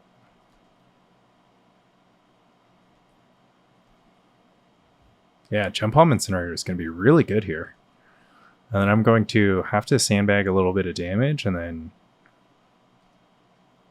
It depends on what Will puts onto the board. And I do need to be worried about a big War Chief turn. So if I had a Lava Dart in the graveyard here, things would be like maybe slightly different. A War Chief is... Well, War Chief Mountain Gem Palm is good, but no Mountain, no Gem Palm is bad.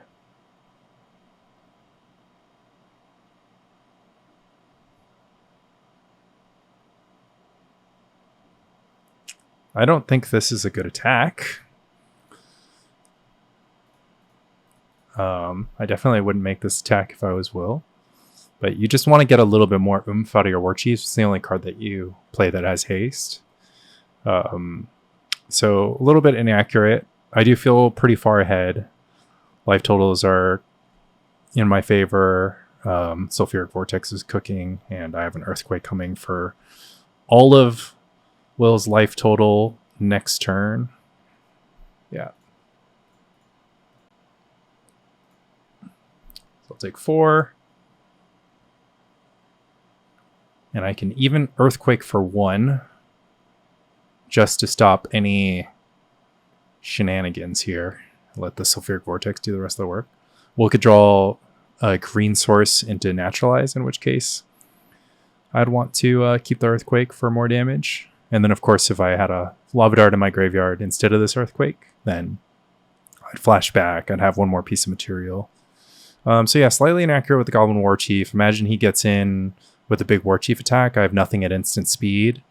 So to like War Chief Pile Driver this turn would be 1, 2, 3, 4, 5, 6, 7, 8 damage. And then I die to my own Vortex to that line. He had Pile Driver too.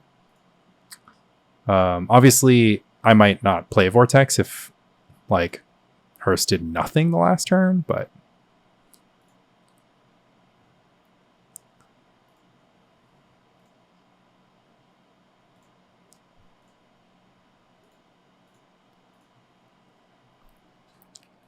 so we're going to go to game 3. Let Hearst take the play in game 3, and we'll just submit again. I'm going to count that as like a maybe win for Hearst. I think if he doesn't play the War Chief, I actually don't have a lot of choices because I drew both the Sulfuric Vortex. So not playing them wasn't a great choice. Well, okay, so what I would have done instead, if Hearst just passes the turn and I wanted to play against War Chief Pile Driver, is what I would have done was I would pass the turn with the 1 Vortex, and then I'd pass the turn with the 1 Vortex, and then play the second one for like the last point of damage. So like instead of playing Vortex that turn, I would just like Earthquake for 4 and then play the second Vortex the following turn. I think that probably would have been lethal. Can check the tape to do the math, but so we canned here. But yeah, I think because Will would have been clean board, I would have done big Earthquake. He would have gone War Chief Pile Driver in the same turn. And then I would have shipped it back with 2 to deal the last 4 points of damage.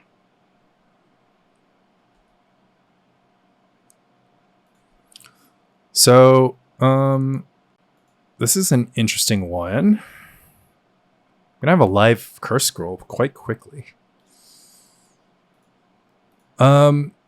So it becomes a question of if I value this Smog Fanatic on the battlefield more than I value this Seal of Fire.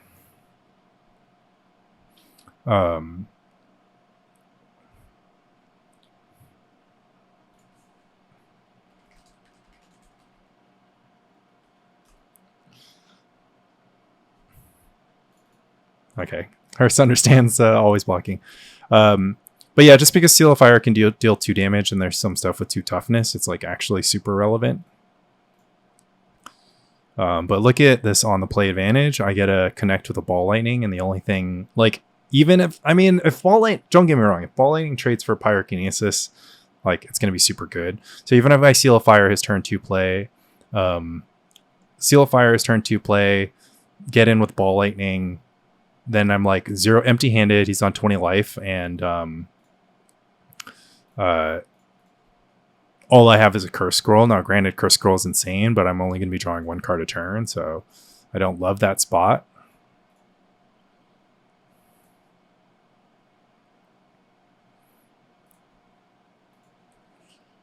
So, but Pyrokinesis does put us on even resources, which is kind of interesting.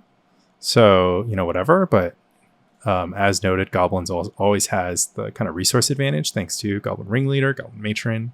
But look at this ball lightning. It's actually kind of sick. It's making me think that maybe I shouldn't board out so many. Because like no Pyrokinesis here and now I've just won the game now.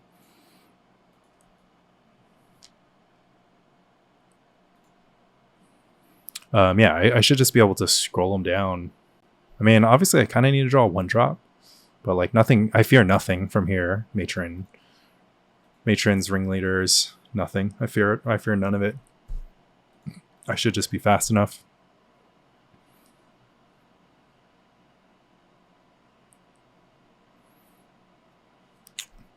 Ooh, Warchief isn't that good with no second mountain because he can't double spell it. Earthquake is of course disgusting. Do I cast Earthquake? Lava Dart notably would be better just because I could get it on my hand. And I don't really need to cast Earthquake for no value.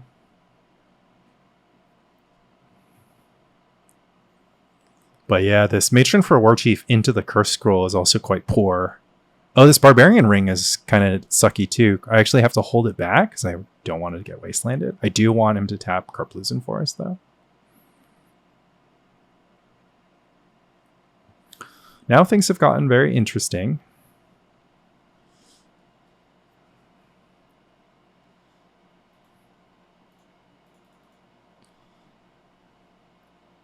I guess I don't want him to play around Earthquake.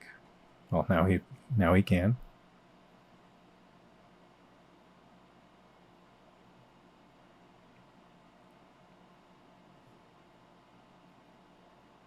So Earthquake's pretty clean though. Pretty clean. Incinerate. It's kind of good if I draw a land next turn. Do I want to do 3 damage to him? 7 plus 9? Yeah, I do want to do 3 damage. So it's a wash, right? Because if that was a Lava Dart, I would have just darted the Matron and then I would have darted the Matron and then scrolled the Warchief deterministically, and then I'd be kind of at the same board state. I mean, obviously, Will's just taking 1,000 damage here, so it doesn't matter. Yeah, Siege Gang is going to do it. So what am I drawing toward? Can I do it all? Can I just go Incinerate, 3, 7, and then Barbarian Ring activation? Incinerate. Fire Blast. So maybe this is like a 4 Barbarian Ring list difference. It's a Karplusan Forest difference.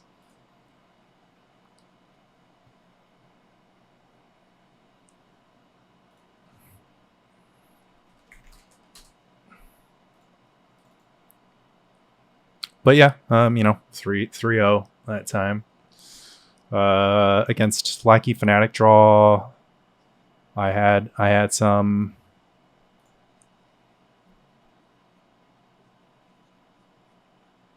I had a lot of.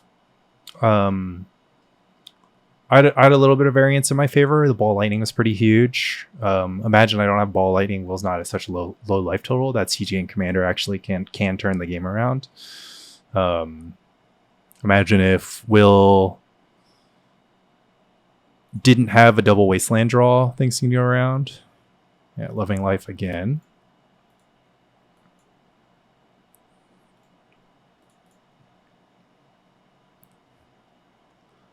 I'm hoping to draw spells, obviously.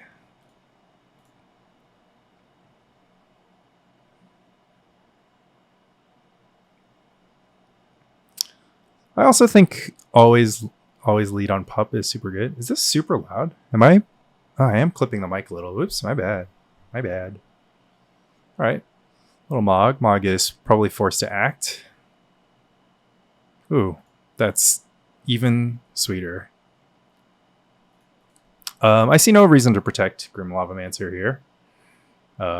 If Will wants to take this damage, I think it's very welcome to. But yeah, this hand's disgusting now. Got upgraded to disgusting with that top deck.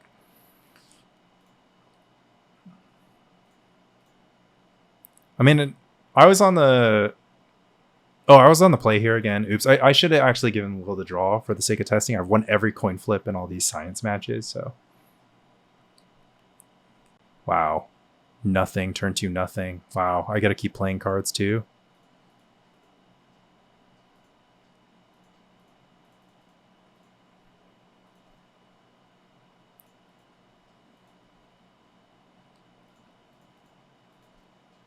Yeah, and now I have it all right. So if every turn I get it, if I want to go face, I can go face, and if I want to go battlefield, I can go battlefield. It's just all broken, no matter what I do.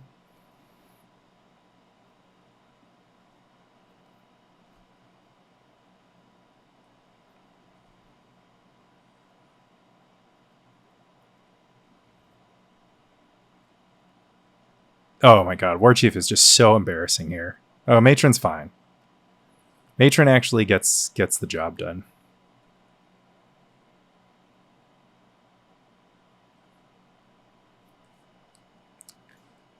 So Matron Fanatic's quite strong. I'm gonna bolt just to get this bolt out of my hand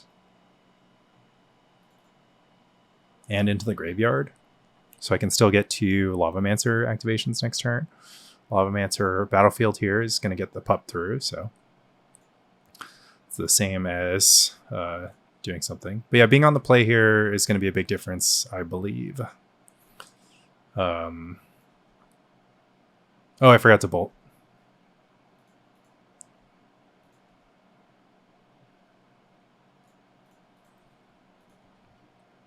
But yeah, this Sulfuric Vortex just means I kind of win every race. But yeah, would have loved to have bolted that turn. It is going to end up mattering for... Because like I very easily can spend all my mana, right? Unless next turn I draw a mountain, then I'm going to float 1 mana. It's not a big deal. But that's like the only thing. No follow-up. Very interesting.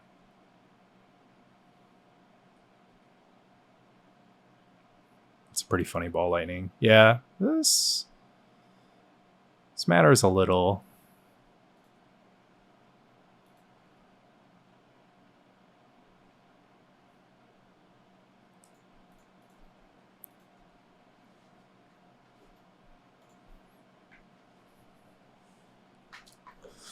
So a little block the Lavamancer, or block the Jackal Pup, kill the Lavamancer. Pretty sweet play here. Mog Fanatic really getting work done.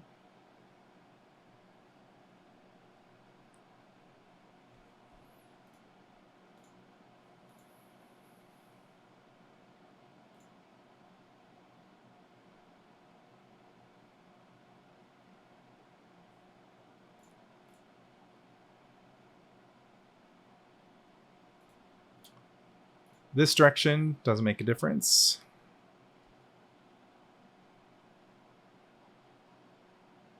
Ooh. Little gem palm, little value. Same outcome, but you get to draw a card.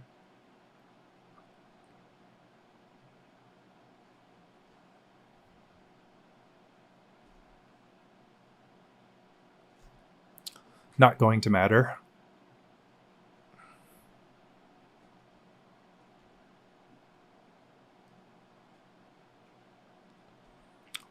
And yeah, with this, it's deterministic. I'm just going to go Bolt Incinerate for 6, scroll on the upkeep for 2, and then Sulfuric Vortex will finish it off. War Chief. War Chief, get in. 2 mana up for potential Naturalize.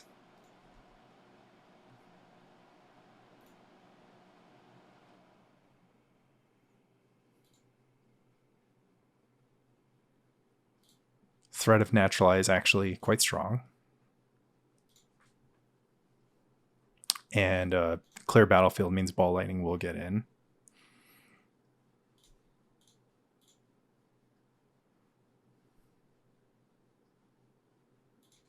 Take 2. Oh, Fire Blast. Wall.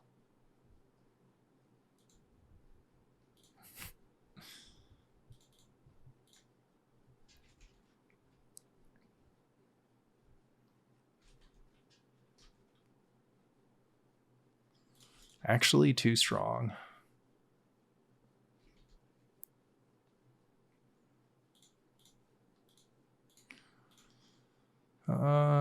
Yeah, I think the turn that we'll play the incinerator, he should have done something else, I think. Hard to say. Hard to say exactly. I guess since we did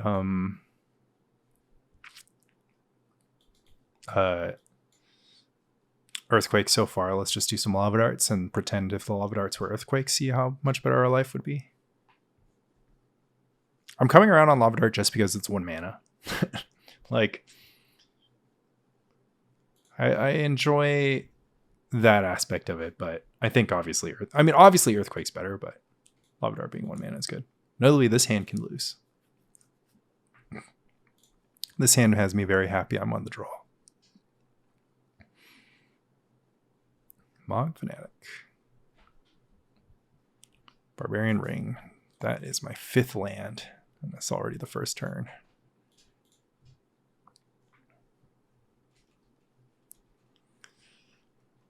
Fanatics are going to bounce off each other. Pile Driver will join the battlefield.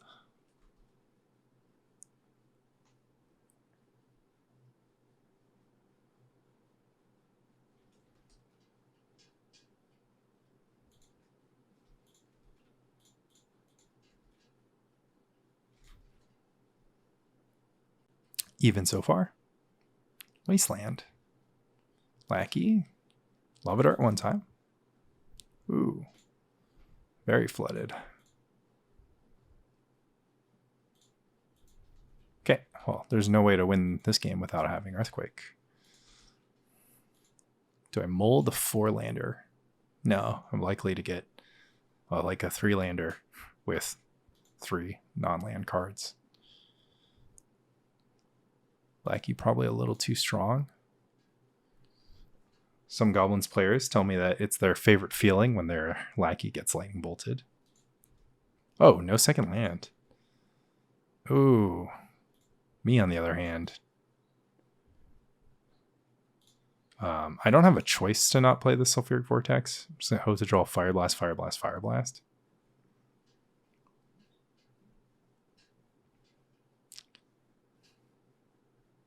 A little cycle for value. Yeah, I would have done that to hit my land drop instead. The only play that beats is Mog Fanatic. War Chief is superb here.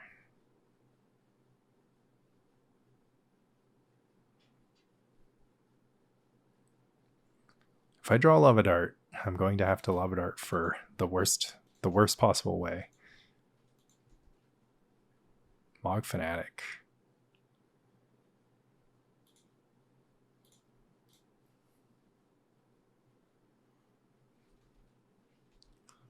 Well, Mog Fanatic does stop Goblin Lackey from creating some trouble.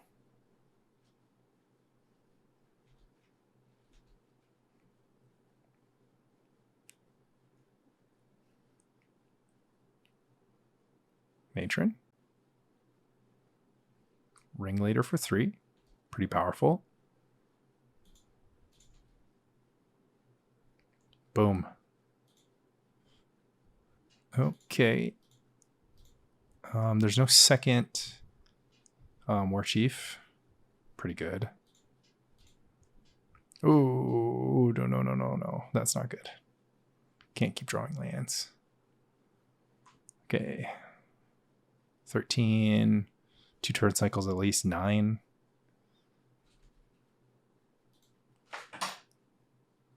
Mog Fanatic here, quite strong. Clear my Fanatic, get an extra damage in.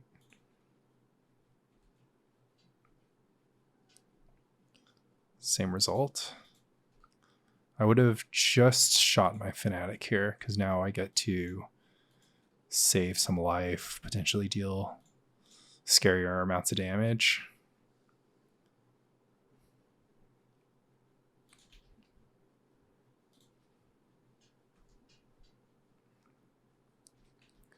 Okay, take 4, go down to 8.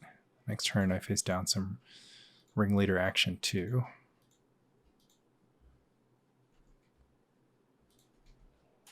to... There is the lava dart I mentioned. Okay, so Earthquake here actually could win me the game because I could Earthquake this board, and then I have a Barbarian Ring for this. Then I die in 3 turns. Barbarian Ring for the ringleader, but then Will would be at 12. I would die in 3 turns unless I drew like something crazy. Hard to say.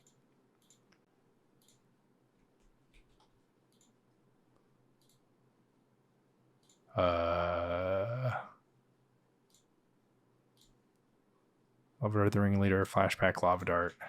Don't think there's any way to slice this. Let's just go to game 3.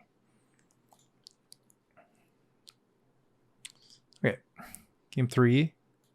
Earthquake would have at least made that game plausible. But that's fine. Most burn decks can look like this post-board, so this is more scientifically accurate anyways.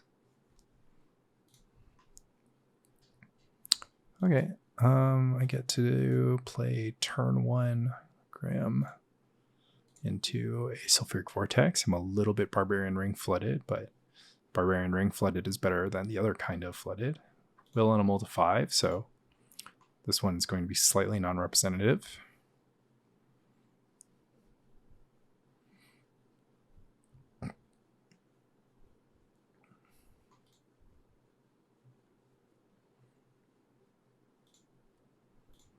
I mean, as a deck, I think I have slightly fewer awkward draws.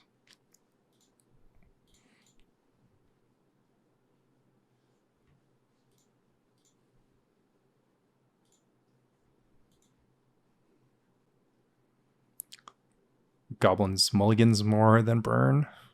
Not by a lot, but not by nothing. Yeah, that makes sense. So if I drew a fetch land, then get the value right away. Monk Fanatic or hold up Incinerate for potential ringleader is a big question. Or not ringleader, but pile driver. I think I'll stay with Monk Fanatic. It's gonna be a little awkward, but the thing is, double 1-drop is a lot better into Incinerate, and also pass could happen. Yeah. Ball lightning.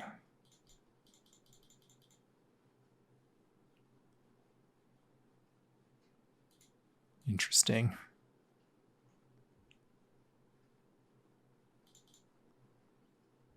So only gets shut out by Pyrokinesis. Gets shut out by Pyrokinesis pretty well though, because it also gets my Fanatic. So stay patient here.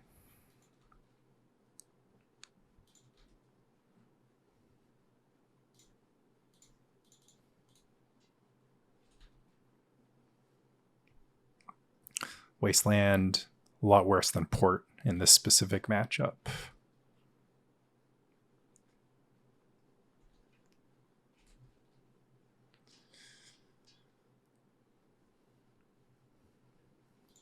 Mog, sure.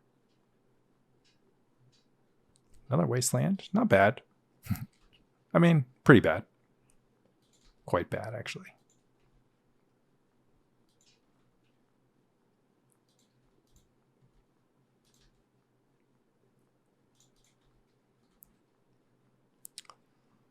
Mogs bounce off each other.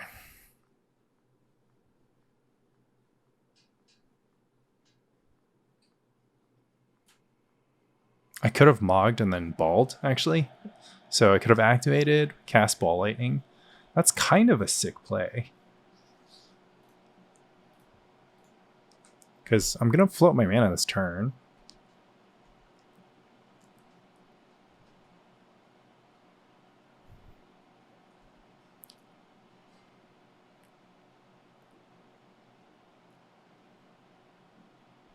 Matron. Okay, so this is the turn that Pyrokinesis is going to be a thing. It's pretty scary. What would you get? Ringleader is too slow here, facing the Vortex pressure. You would have to get like War Chief.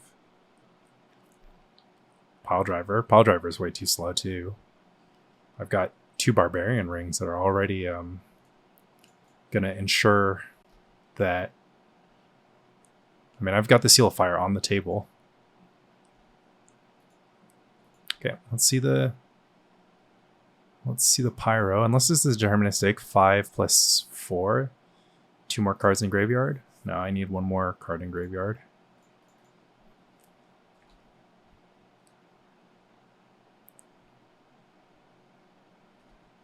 Oh, wait, I can just incinerate and activate Barbarian Ring next turn for freezies.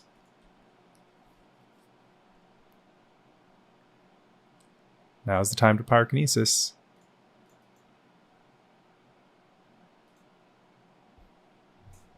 Yep, there we go. So that's the Pyrokinesis that you have to cast. It's not even great. It's obviously good because we'll use all his mana this turn. Still has cards in hand, still has cards to cast. So it's still playing in flow and is able to answer my 3 mana spell with 0 mana. And it's not out of cards, so. Good Pyro. Pyro's good.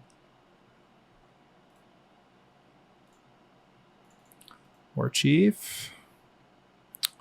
Doesn't matter. 1, 2, 3, 4, 5, 6, 7, 8, 9. It's too little, too late.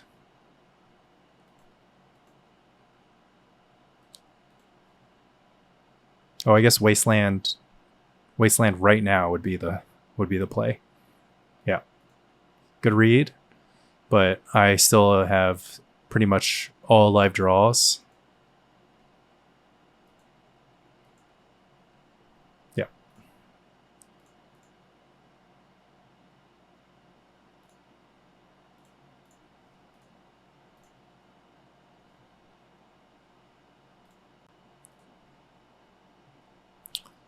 So Incinerate here, not being a card you want to trim sometimes. So Will has picked up 1 game so far. This time I had Lava Dart, didn't need it. It's my turn 6, so I'm passing on turn 6. My Vortex has done 8 damage, right? Because I played it from turn 3. Yeah, I played it from turn 3, so that's pretty good.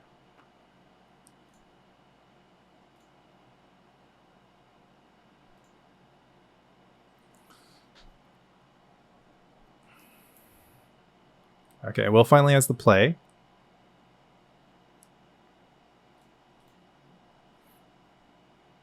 Yeah, I got a bad hand. I'm not going to ship it, but it is a bad hand.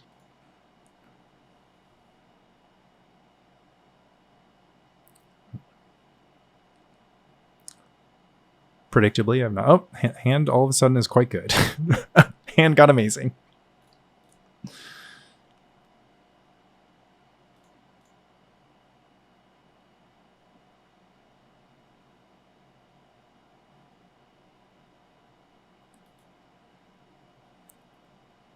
Yeah, Pile Driver's annoying. I have to incinerate the Pile Driver. I could also just let it live. Oh, now I don't even have to think.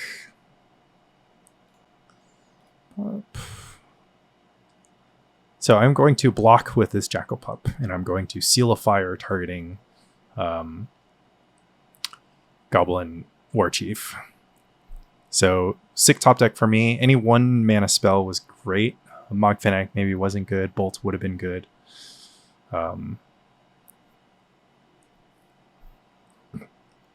But yeah, I just get to steal all the tempo back, which is quite strong. 2 mana up. I can't get busted by anything. So yeah, strong hand for me. Missed 3rd land drop, pretty crucial. So Goblins has to hit every land drop, up until 4 at least. Whereas I don't have to because my curve is much lower.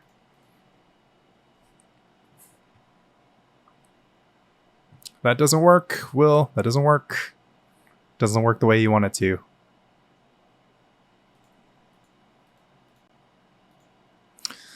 So I'm just happy no matter how this goes, and Will had no way to use this incinerator for profit, basically.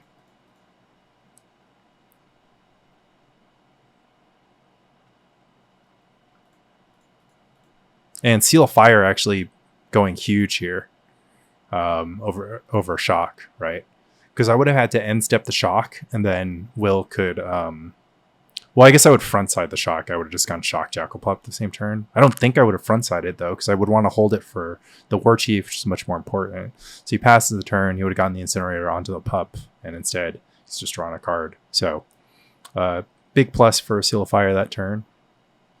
Of course, playing Seal of Fire is kind of a no-brainer in my configuration, but these things matter. Yeah. Fire this just to get the pup damage in.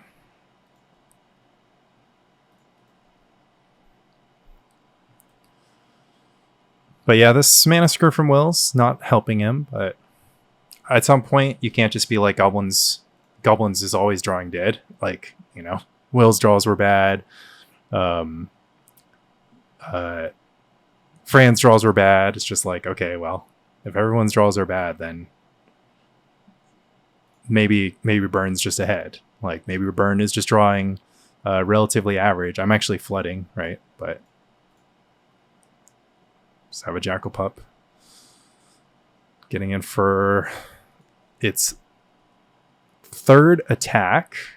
Granted, each time I had like Burn Spell behind, but this is an engine Jackal Pup. I could still lose. I need to draw a double Fire Blast. I need Fire Blast Bolt or double Fire Blast. Well, still not finding a third land obviously is pretty disgusting, but I'm flooding, so there's that. I'm going to hard cast a Fire Blast at this rate. 4 Barbarian Rings is kind of good. Yeah, I just beat everything. Like, Matron. Too slow. Too slow.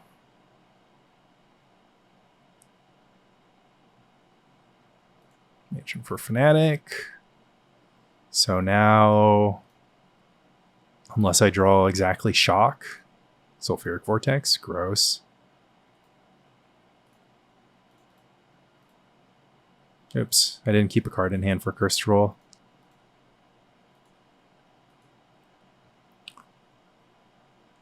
Even numbers, right? So put them to 6, put them to 4. No, that extra 1 damage matters because if I draw a 3 damage burn spell, I'm quite good.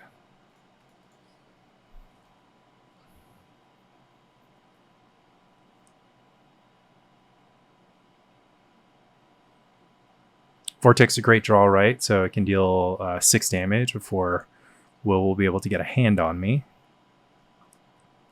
Actually, it wasn't too big of a deal that I play the mountain, because if I draw Curse Scroll, I will simply play the Curse Scroll, activate it, and then cast Incinerate, because I have 6 mountains in play.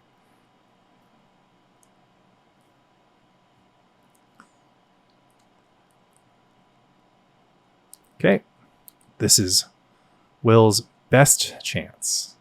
And also a reason that I should have held back the Jackal Pup.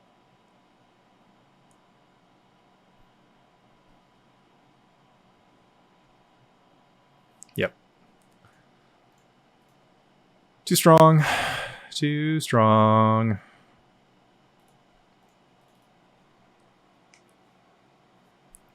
Obviously, not a lot of agency here. Seal Fire making a difference. Mana Screw making a difference. Maybe I leave in 3 Ball Lightnings.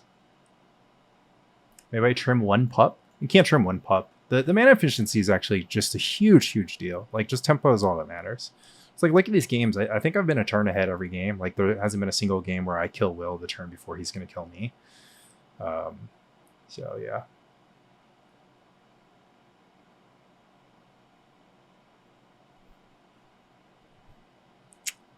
Goated hand. All 1-drops.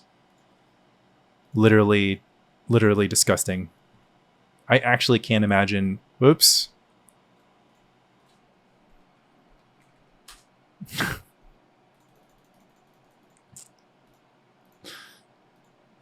Okay, it's fine. I never drew this Grim Lavamancer. The next card was the card that I was going to draw.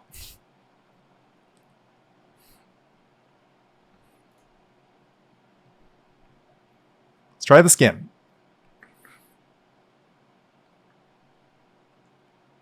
Would have been a lackey start. Would have been a Mog Fanatic with Mog Fanatic targeting Goblin Lackey. This hand is actually just goated, which is like, I mean, maybe it's too fast, actually. I can't imagine it being too fast with a curse scroll.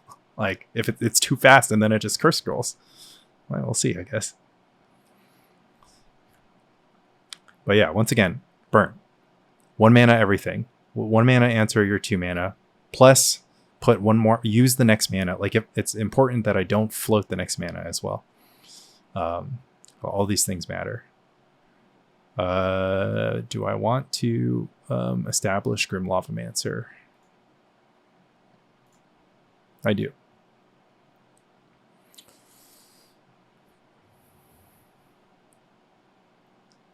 Because even I mean, I have an Earthquake in hand, but even if the next play is War Chief, I just get the tempo back, right? Just a War Chief gets in for 2. I kill it with a Lavamancer. I have a Seal of Fire.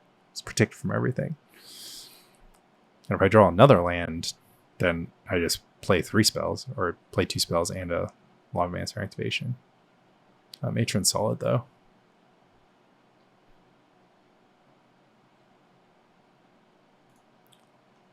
It's gotta be Matron for Fanatic. Matron for Ringleader. Too slow. Mountain. Absurd. Seal of Fire. Curse Scroll. Some worlds in which like bolting end of turn would be like crazy good, but oh, I should Seal of Fire this Goblin Matron actually, just for funsies. Because I now have to just like raw pass because of stupid Incinerator. Yeah. Matron gets in. So now if Hearst plays a 2 mana Goblin, he can guarantee the Incinerator for value. Ooh, nothing.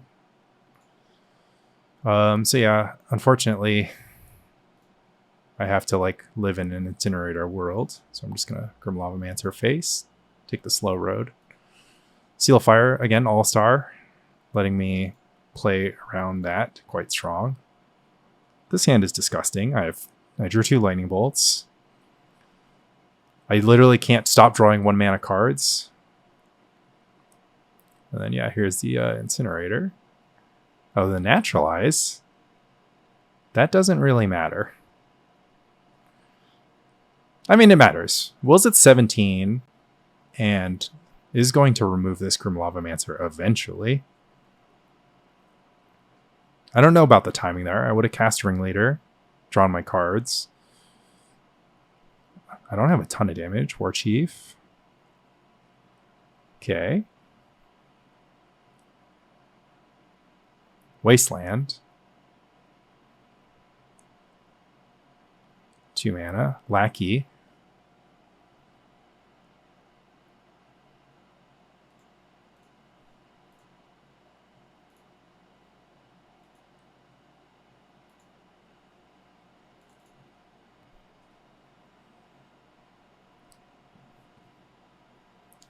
Lackey must die.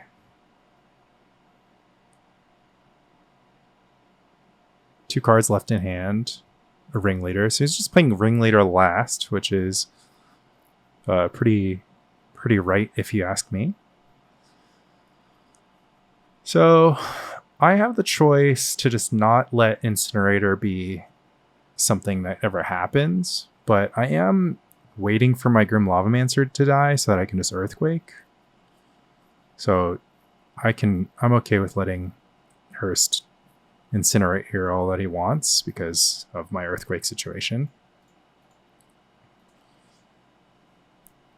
Actually ran out of Grim Lavamancer food.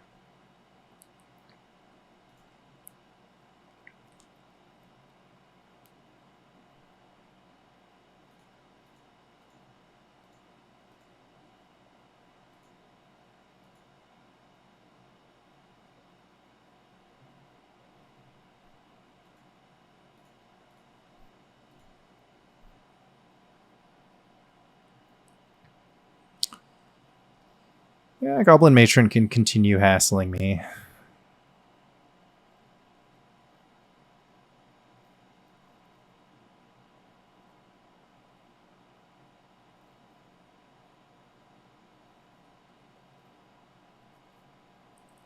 Two cards in hand.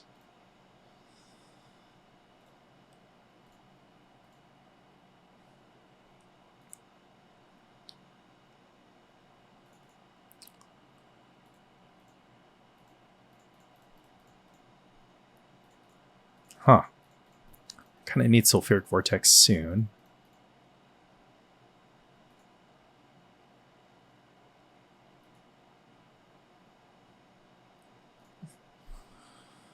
I have 12 damage in hand. Let's call it 13 damage in hand. So this ringleader is going to come down and everything's going face.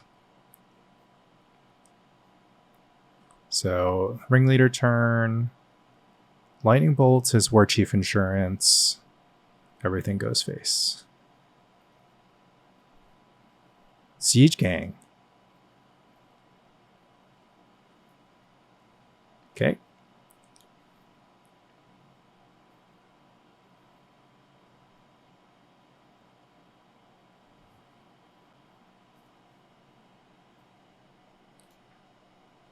So this is a big Love Dart would not save me, Earthquake would situation. But this I think this is game 2 or is this game 3? This is game 2.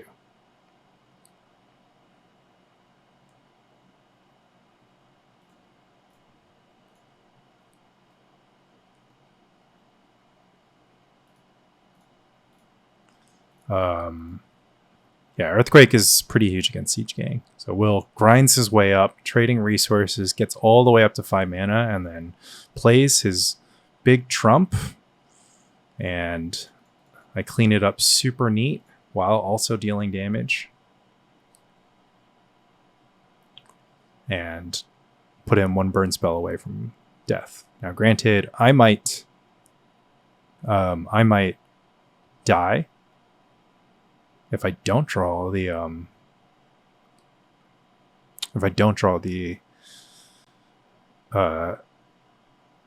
what's it called if I don't draw the burn spell? You know, War Chief Pile Driver will get in. Any damage spell 1 time.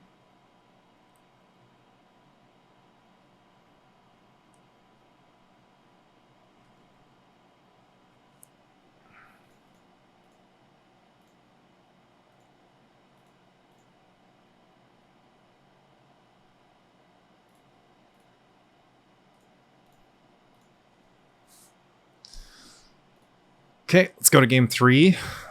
Earthquake won that one. Lavadar would not have won that one. So we'll just call that a clean win for Will. A little clean Will victory. I like this still. Two ball lightnings is feeling like a good number of ball lightnings. Draw it sometimes, get in sometimes. Draw 4.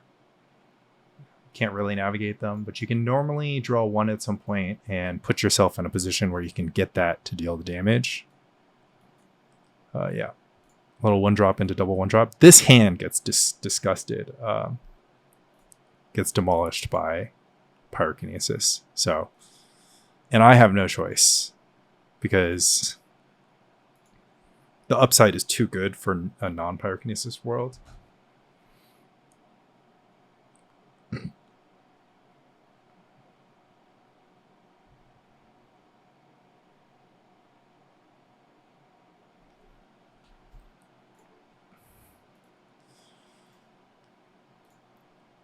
Oh my god. It's super, super bad against Pyrokinesis. Super, super bad. Can I afford to not play a creature this turn?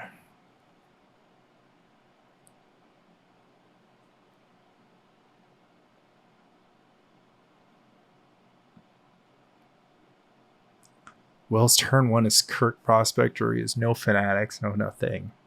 If he just plays a pile driver next turn, my pup's getting for double damage. There's so much pressure for him to just do something. But would you keep a hand with no Fanatic, no Lackey? I mean, it doesn't matter, right? This is the same thing as Lackey. I'm always going to try to deal 1 damage to it. Okay.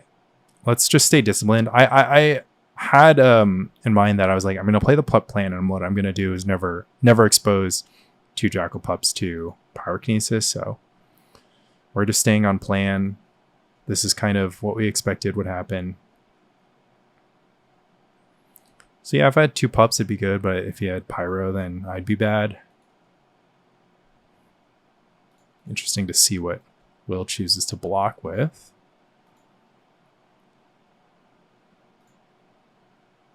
Now I'm floating mana, which is not good.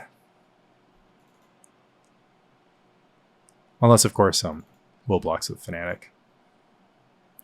But I would block with Lackey. It's just like no way to make it good.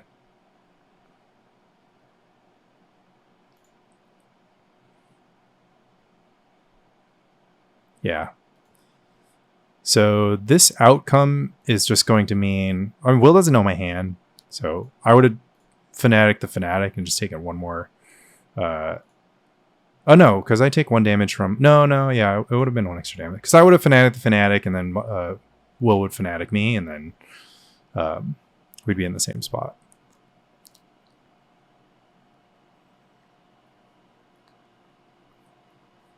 So I'm protected against War Chief. Pretty sweet. Not protected against Matron. Matron's insane here. Yeah. What do you want to do? Which way, Western man? Ooh, letting me keep the pup around. All right. I think we show a little bit of discipline here. There will be opportunities to ball lightning later, and there won't be too many opportunities to stick a clean incinerate onto a Goblin War Chief.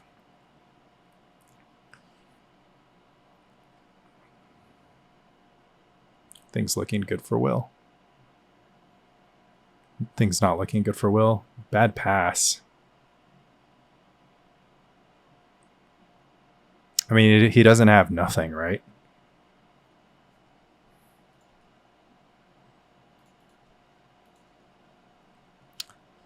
This is a very interesting game to look at, but if his hand's all Siege Gang or whatever, I just can't really imagine a world in which he's like waiting so long to cash in a Pyrokinesis. Maybe he likes the cards in his hand. He's waiting to find trash to exile the Pyro. Or he's flooded. It's kind of the worst of all the worlds, of course. I guess I could have put the Mog Fanatic in play, bait the Pyrokinesis that turn, and then hammer with Ball Lightning. But now it doesn't look as good. So I like getting Pyroed. Well, no, because he can just wait. So this turn would have been the Pyro turn. So yeah, I should have played Fanatic last turn against like just leaving mana up. Pyrokinesis is about to get hard cast. Now my Barbarian Ring is active, so I kind of missed the damage. Oh, this game's over.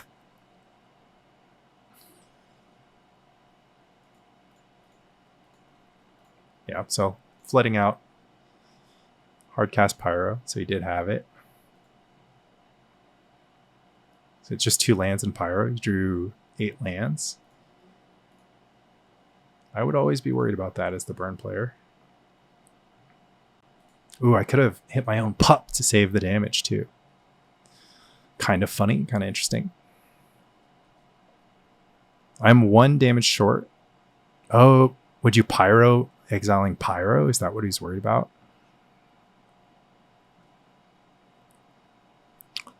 Should we keep up the Barb Ring?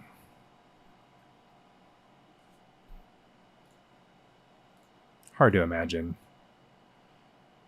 I could draw Sulfuric Vortex. Lightning.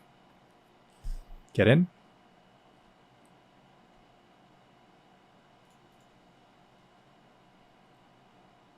Oh, got in. Didn't get in? Got in. Okay, pretty clean. And no earthquake lava dart involved, and like, yeah, will super flooded out. Yeah, that happens.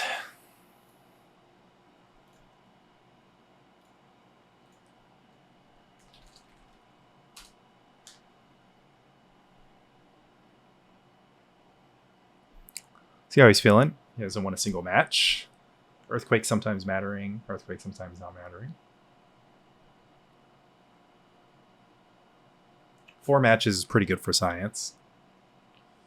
Some slight inaccuracy here.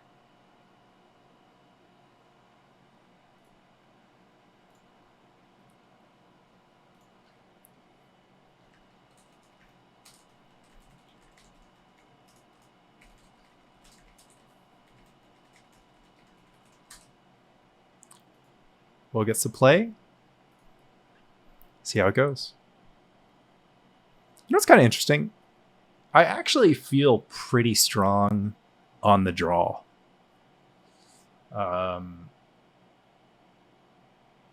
It was like, oh, it's 1 card. How good could it be? It's like, well, it's actually...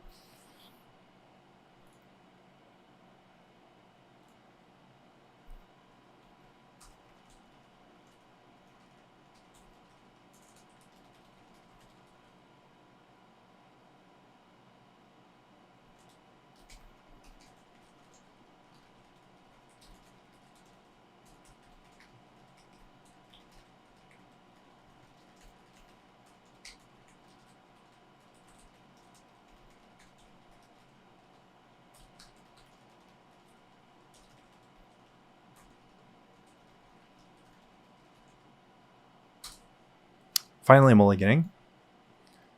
Ooh, double mull. At least I'm on the draw. Okay, so in a double mulligan hand, you actually have to connect with ball lightning. A double mulligan hand, so I could go like this.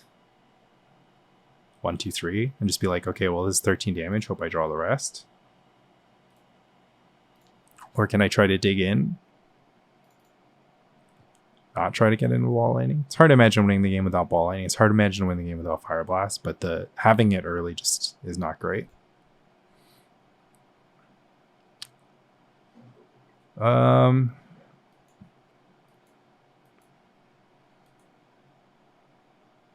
no, I think I just got to do this because I have to deal with a lackey anyways.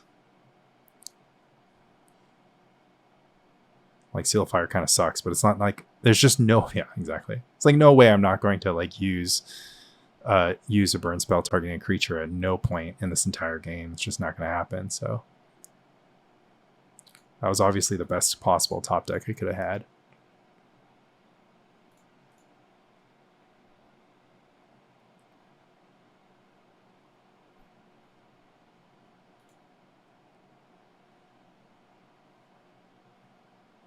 Skirk? Pass? Ooh. My little 5-card hand. Ooh. My little 5-card hand might have a little action here. Interesting. I'm going all in here. Like, if I get Jump Hum Incinerator, it's just like I can't like count on nothing, you know, I can't play around everything with this few resources, so just got to put your cards on the table. Ringleader is quite strong. I was gonna say how could it give you? It's just Ringleader.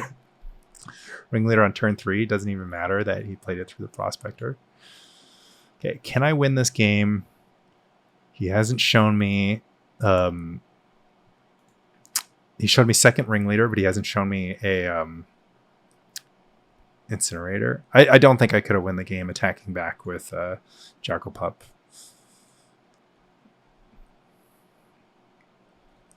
We're just going to keep the board clear. Try to ride this Grim Lavamancer way harder than it's ever deserves to go. War Chief Lackey here is the best play. Or War Chief Pile Driver is even better.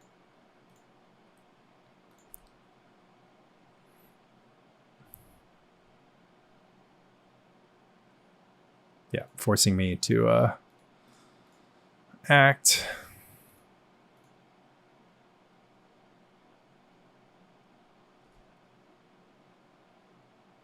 Gotta bolt. Oh, actually don't have to bolt the lackey. Interesting, interesting, interesting. So I don't have to bolt the lackey.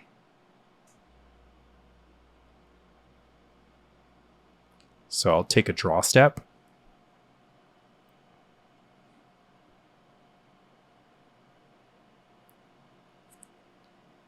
Bolt the lackey, jam vortex, ringleader, question mark.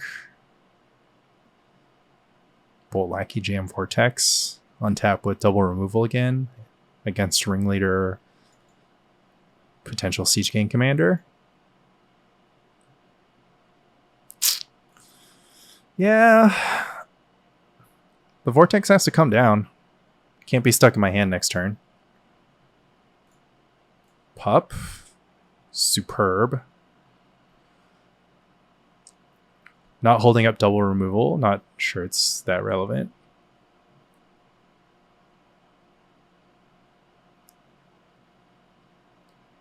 Matron.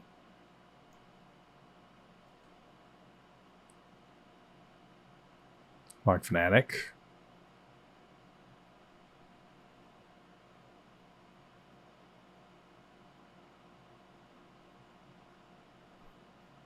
Cast.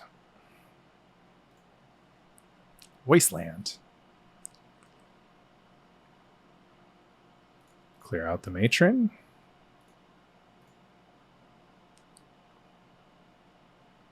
Just cling on. Just have to cling on. Like, you know, hers could flood out. This one, ringleader could full miss. Again, multi-5. Gets the untap. Gets the draw. Fetch land. Mog Fanatic.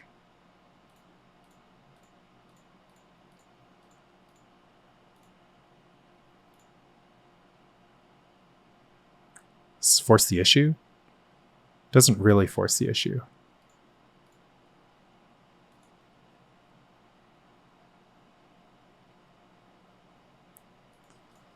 Give Hurst his free jump block.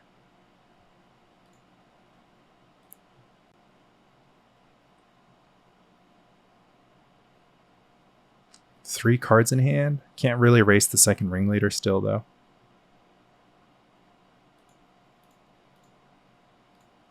Ringleader, miss. I attack for 3. I mean, I'm drawing heat, right? I've just drawn non-land cards straight. Been able to stay in this game against Will's Flood.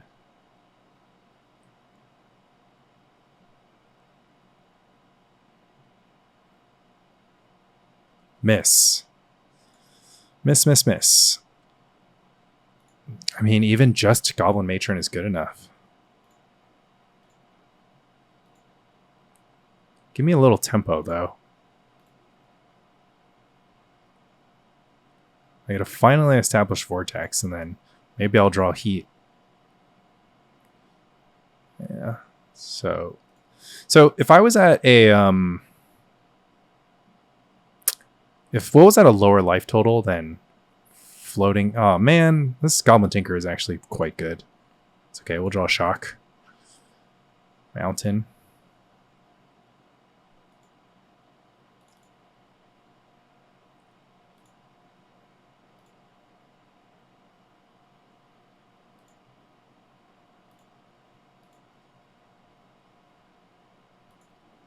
So the question is if I want to even offer this trade, because I can block a Goblin War Chief. Matron. But the thing is, Matron can just get Mog Fanatic and then just kind of doesn't matter.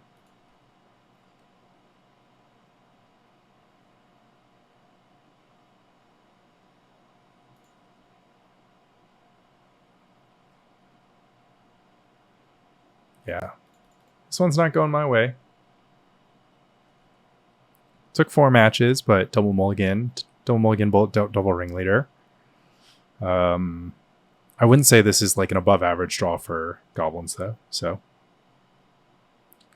you'll beat the mulligan. But yeah, this is actually just a good example of how goblins win. This is a good example of why people think goblins is favored, because like they just get to play creatures every single turn. So if I can't get on the front foot, I'm not getting ahead. So I do need to make Will pay full price for his goblins.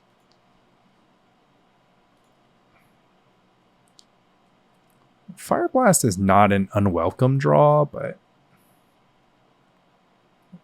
15.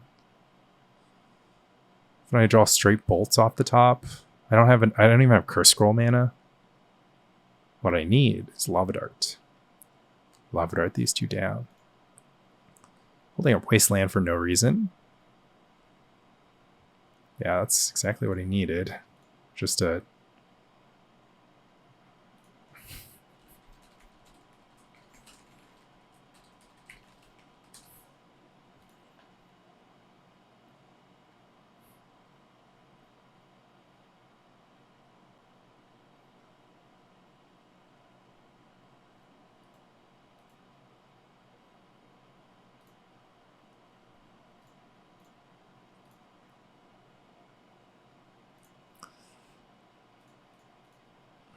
block here. I mean, could have more powerful cards hiding in his hand, but Grim Lavamancer is covered.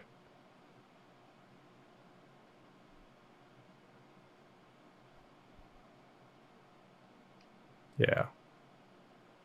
I mean, I still lose, but I think Will should have obviously kept 2 mountains up, played both 1-drops. Just been like super strong. There's no reason to hold back the Lackey. This isn't a post-sideboard game. He might be a little mixed up.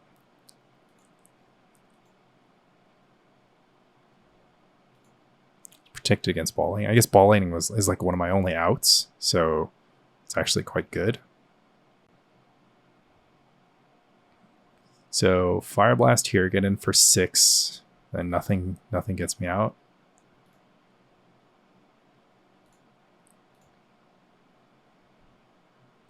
Fire Blast the Mog Fanatic.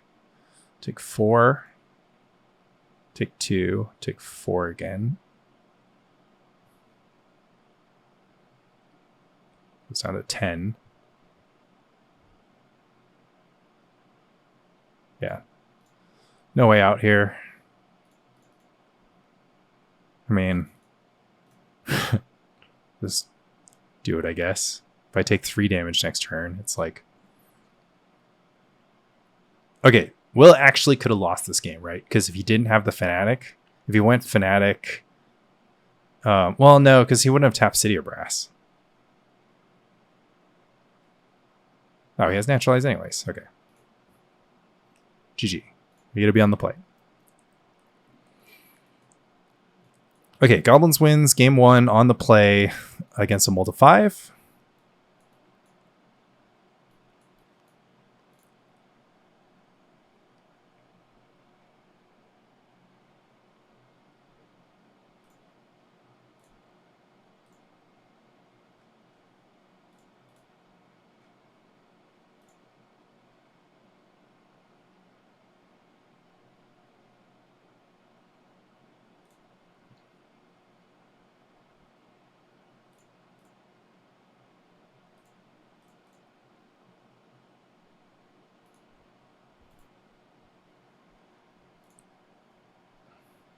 Oh, horrible hand. Just absolutely unplayable hand. Not a mulligan.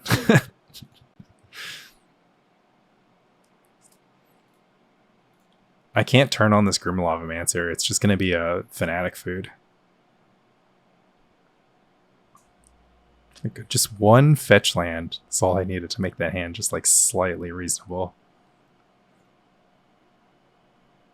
Give me something. Give me something. Burn off the top. Burn off the top. Please, dealer. Thank you.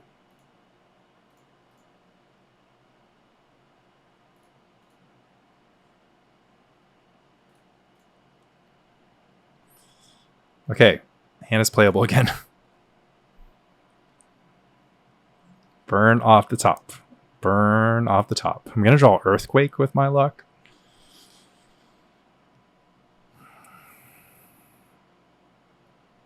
Ugh. Okay. And it's a good Sulfuric Vortex, to be honest, even if nothing happens.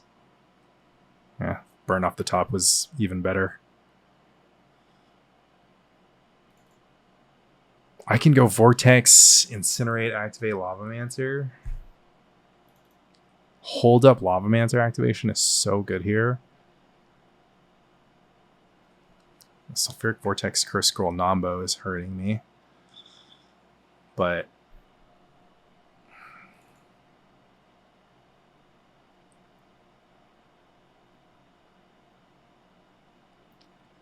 play could just be Goblin Matron, though.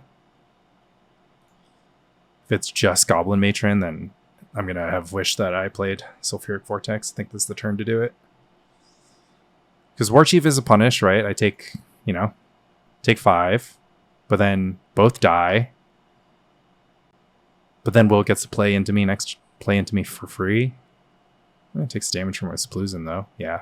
Straight nothing is great.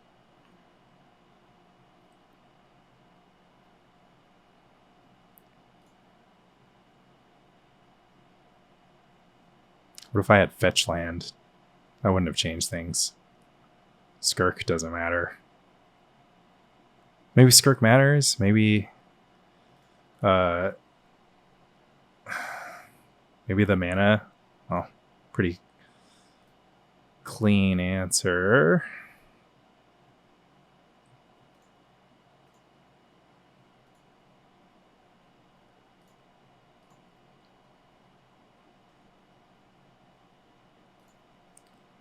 Chillin'. Might even take a Curse Scroll line for efficiency. Might even start sending stuff face. Curse Scroll and Lavamancer this turn. No, I had to attack because Curse Scroll and Lavamancer are the same thing. There's no way I would double removal. I don't even think I would double removal against War Chief. I definitely won't double removal against Ringleader.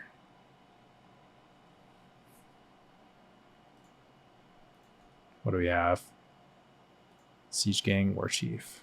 Okay, so potential Siege Gang next turn.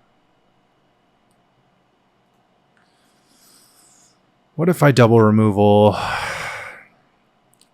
So remove. If I go face, go 1, 2, 3, 4, 5, 6, 7, 8, 9. Not really time. War Chief is pretty annoying.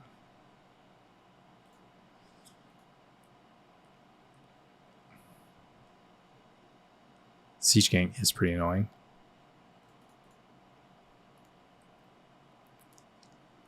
What would you do, chat? I don't actually know. Next turn I have a live scroll. If I play double removal, I'd have live scroll activation guaranteed. But I take 1 extra damage. On the other hand, it's like if I draw like a land on double removal, if I draw fetch land, then I would have scroll activation into whatever. I can scroll on upkeep. Scroll on upkeep good. It's kind of good. Will's mana is pretty bad. Scroll on upkeep ensures I get double. Oh yeah, pyrokinesis. Oh, that's pretty strong. Okay, I'll take 2. So what are draws that would make not scrolling on upkeep bad? The play is just War Chief though. I just want to keep killing the non-pile driver creatures. Yeah, I want to kill the War Chief on sight. Okay. Do I kill Will now? No, I can't get this scroll and incinerate in at the same time. So 2 damage in. 5 damage in hand. 6, 7. Oh, those wastelands are bad. I need to call it another bad draw for Will. Just gonna go for Siege Gang.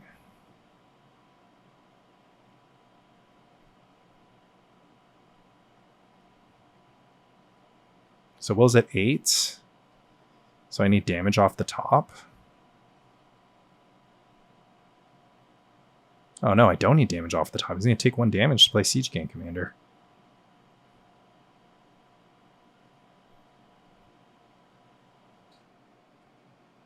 Yeah, deterministic, right? 7, 8, 9. Oh no, it's not deterministic. I need to draw a land.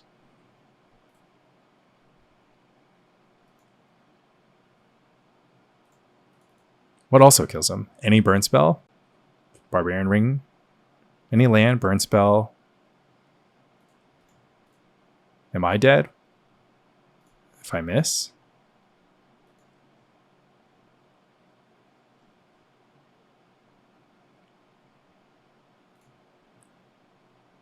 Draw 6, 4. The 6 goes down to 4. Yeah, any land, need a land.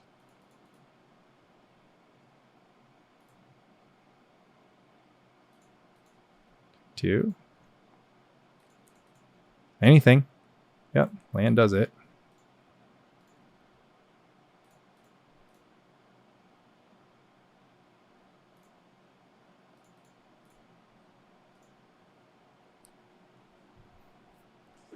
So that 1 point of damage from the Carplusen didn't matter, but he took 1 more damage from it before? Maybe. I don't know. I used every last card there. I didn't use Earthquake.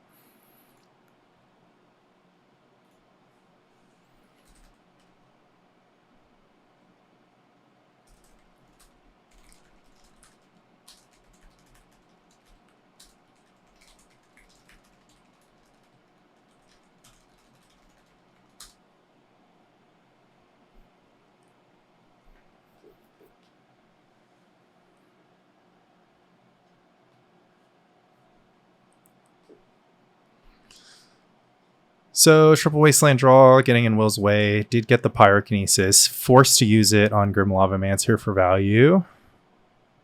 Lots of stuff going on there. But yeah, didn't draw Earthquake / Lava Dart, whatever the card would be. Won the good old fashioned way with a live Grim Lavamancer that couldn't go answered. Maybe that's a little unlucky.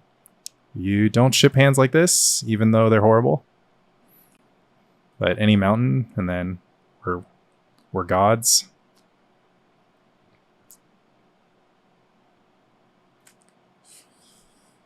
Holding my breath.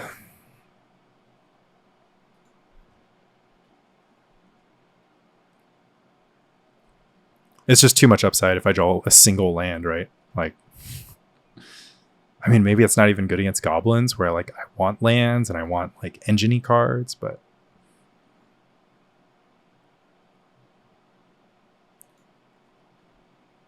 interesting. I will happily trade 1 damage for 1 damage here.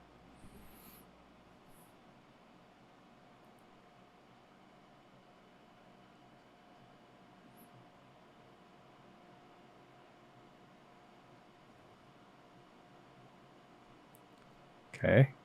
Will thinks he's on the offensive. That is interesting. But remember, I'm not trying to extend into pyrokinesis. So 9 damage and burn, 11 damage and burn total. So I'm looking for 8 more. I'm at 17 life, so I could race almost anything. Matron?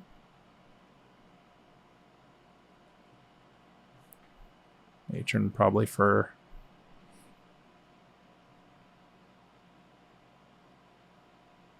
Mog? Yeah. I'm sending it face. I'm just going face. Right? I get a like Lava Man face. These barbarian rings are hurting me anyways.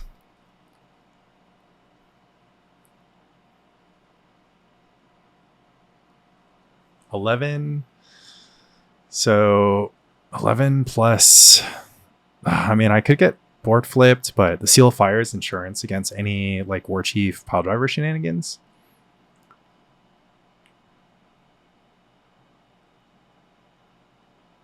Yeah, you have a Mog Fanatic. Ooh, I have to Seal of Fire? No, how about let's just go with Bolt. Because War Chief is still on site, right?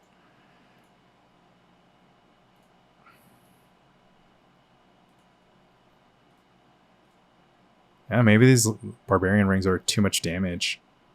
I'm like under my own Sulfuric Vortex. It also means that I can't draw Fire Blasts out.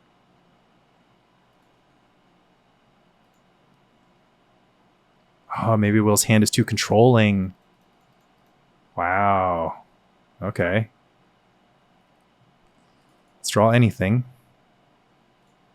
I'll take a Grim.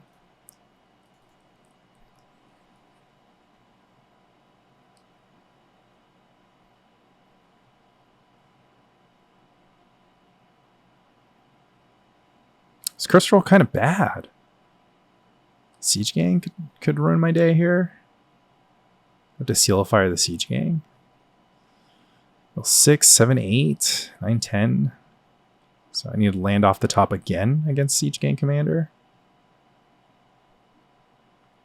Land off the top for the win. Okay.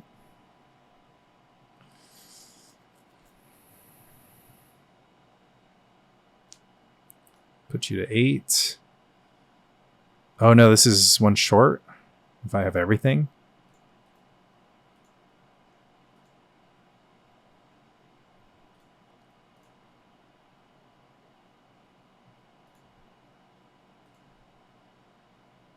It's freaking Barbarian Rings. This might be a Barbarian Ring loss.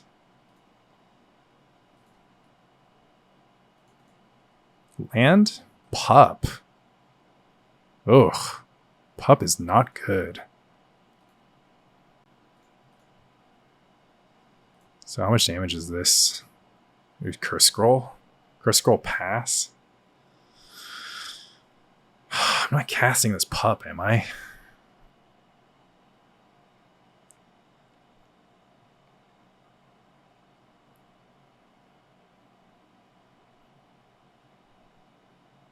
So it's 1, 2, 3, 4, 5, 6. Yeah, I was one off. What are my outs? Ugh. Maybe I was still supposed to control. It's Barb Rings. Yeah. Well, this is going to be a good one to look back on because, like, look at my spot. I really needed to draw exactly land this turn. Then I would have killed him.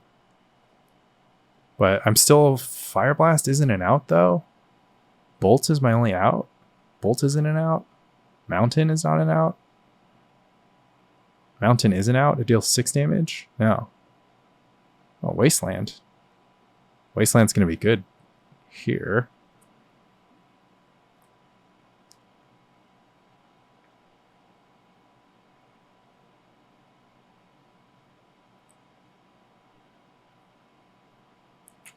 Ringleader. Do I have any outs? No hasties. Mog Fanatic is already good enough. Yeah, that gets there. Too much Barbarian Ring damage.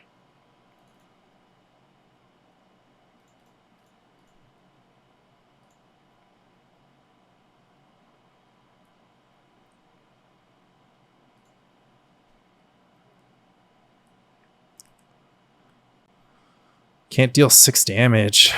This pup. Oh man, if that pup was a ball lightning. No, but he would have just untapped and attacked with Siege Gang, huh? Well, no, I would have killed it with Seal of Fire. Yeah. Okay. That's interesting stuff. What happens if I draw Earthquake? So if I draw Burn, draw Mountain. Can't draw 6 damage. Have to draw Earthquake. Have to draw Earthquake. Does that mean I seal? So I take 1, 2, 3, 4, 5, 6 damage. Yeah. Have to draw Earthquake. Take 4. Play Pup. I can't play Pup. Yeah, Pup's super bad that game. Curse Scroll super bad.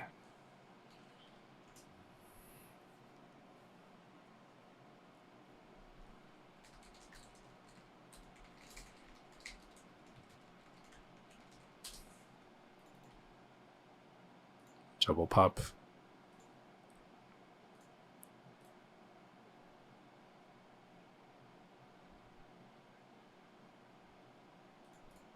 Yeah, totally did. Because I'll just play Pile Driver. Okay, got the match. Nice. Okay, so lots of smashings, lots of data collected.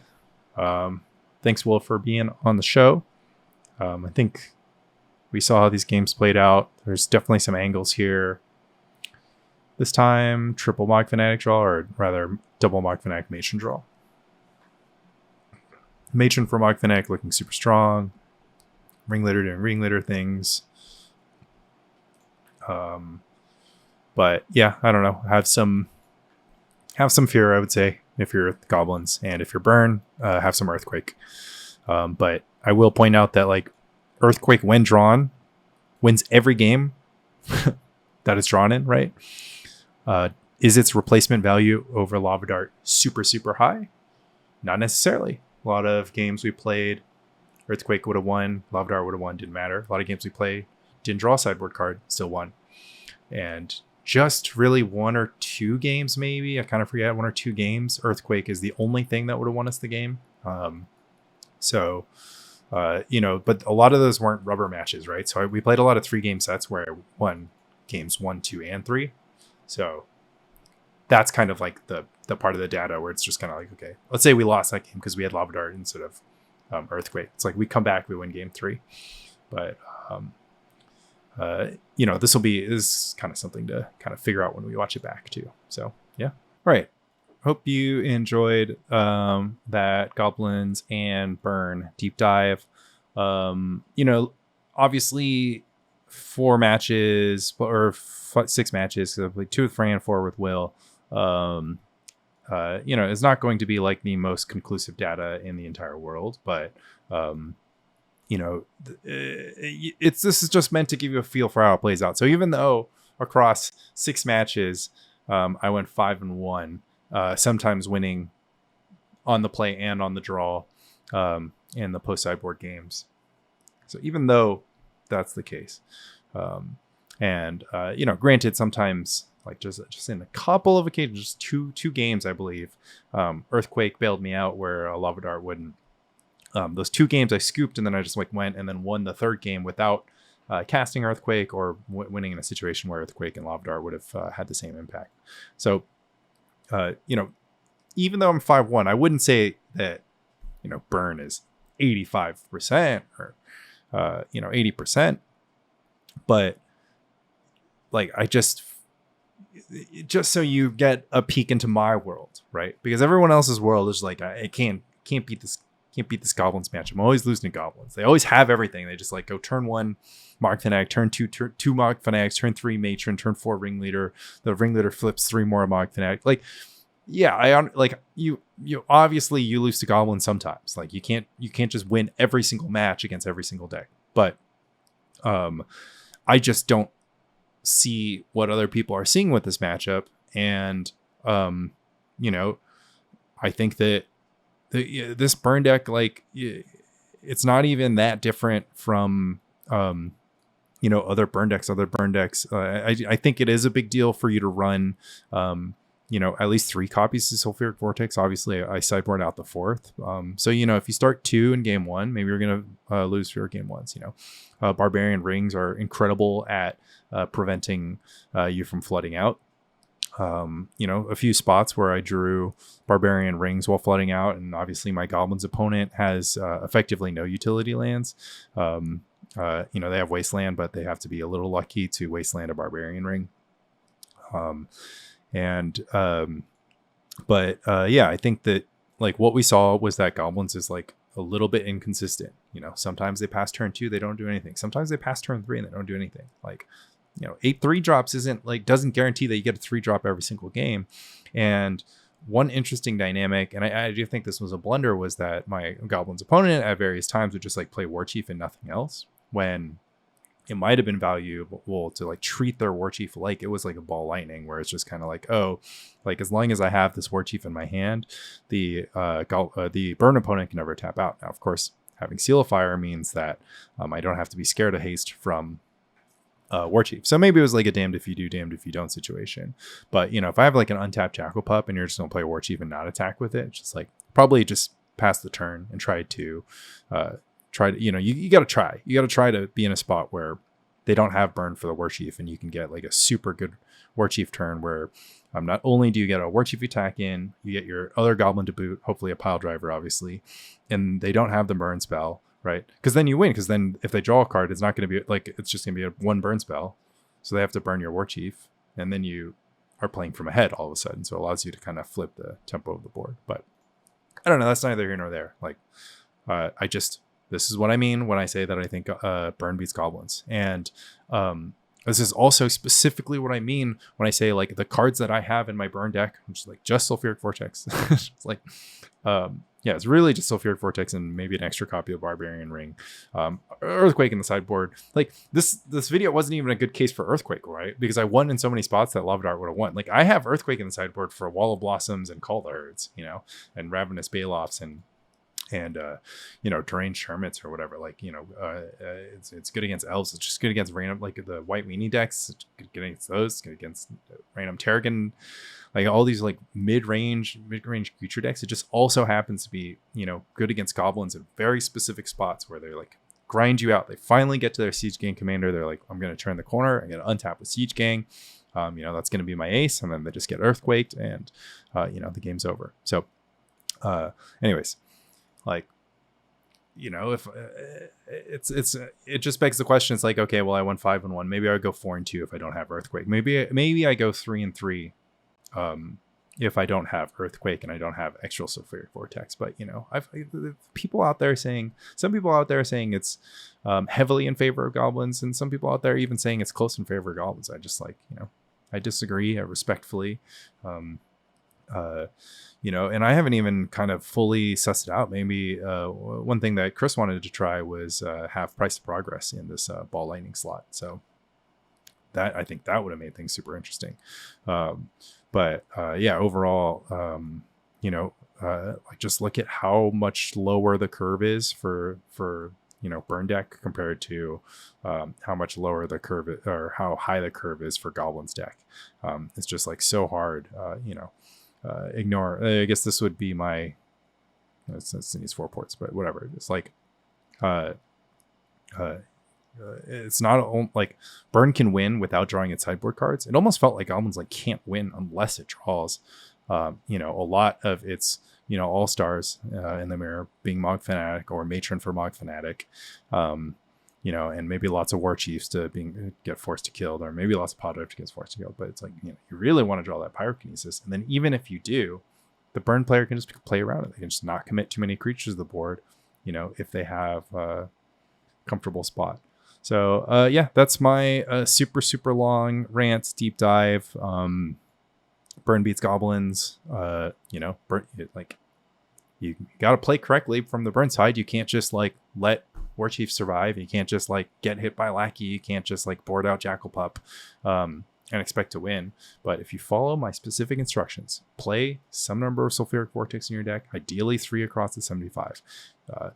Don't play this stinky card that's like only good in the burn mirror. It's like barely good against elves. I swear to God, this like you're not even going to be like sacrificing mountains to like kill elves, and like that's the reason why you win the game. You just beat elves anyways. Just beat them anyways. You don't need to draw a Lava Dart against elves. Just beat them with your normal gameplay in a Sulfuric Vortex. Grim Lavamancer is always getting there against elves. It's like just draw Grim Lava.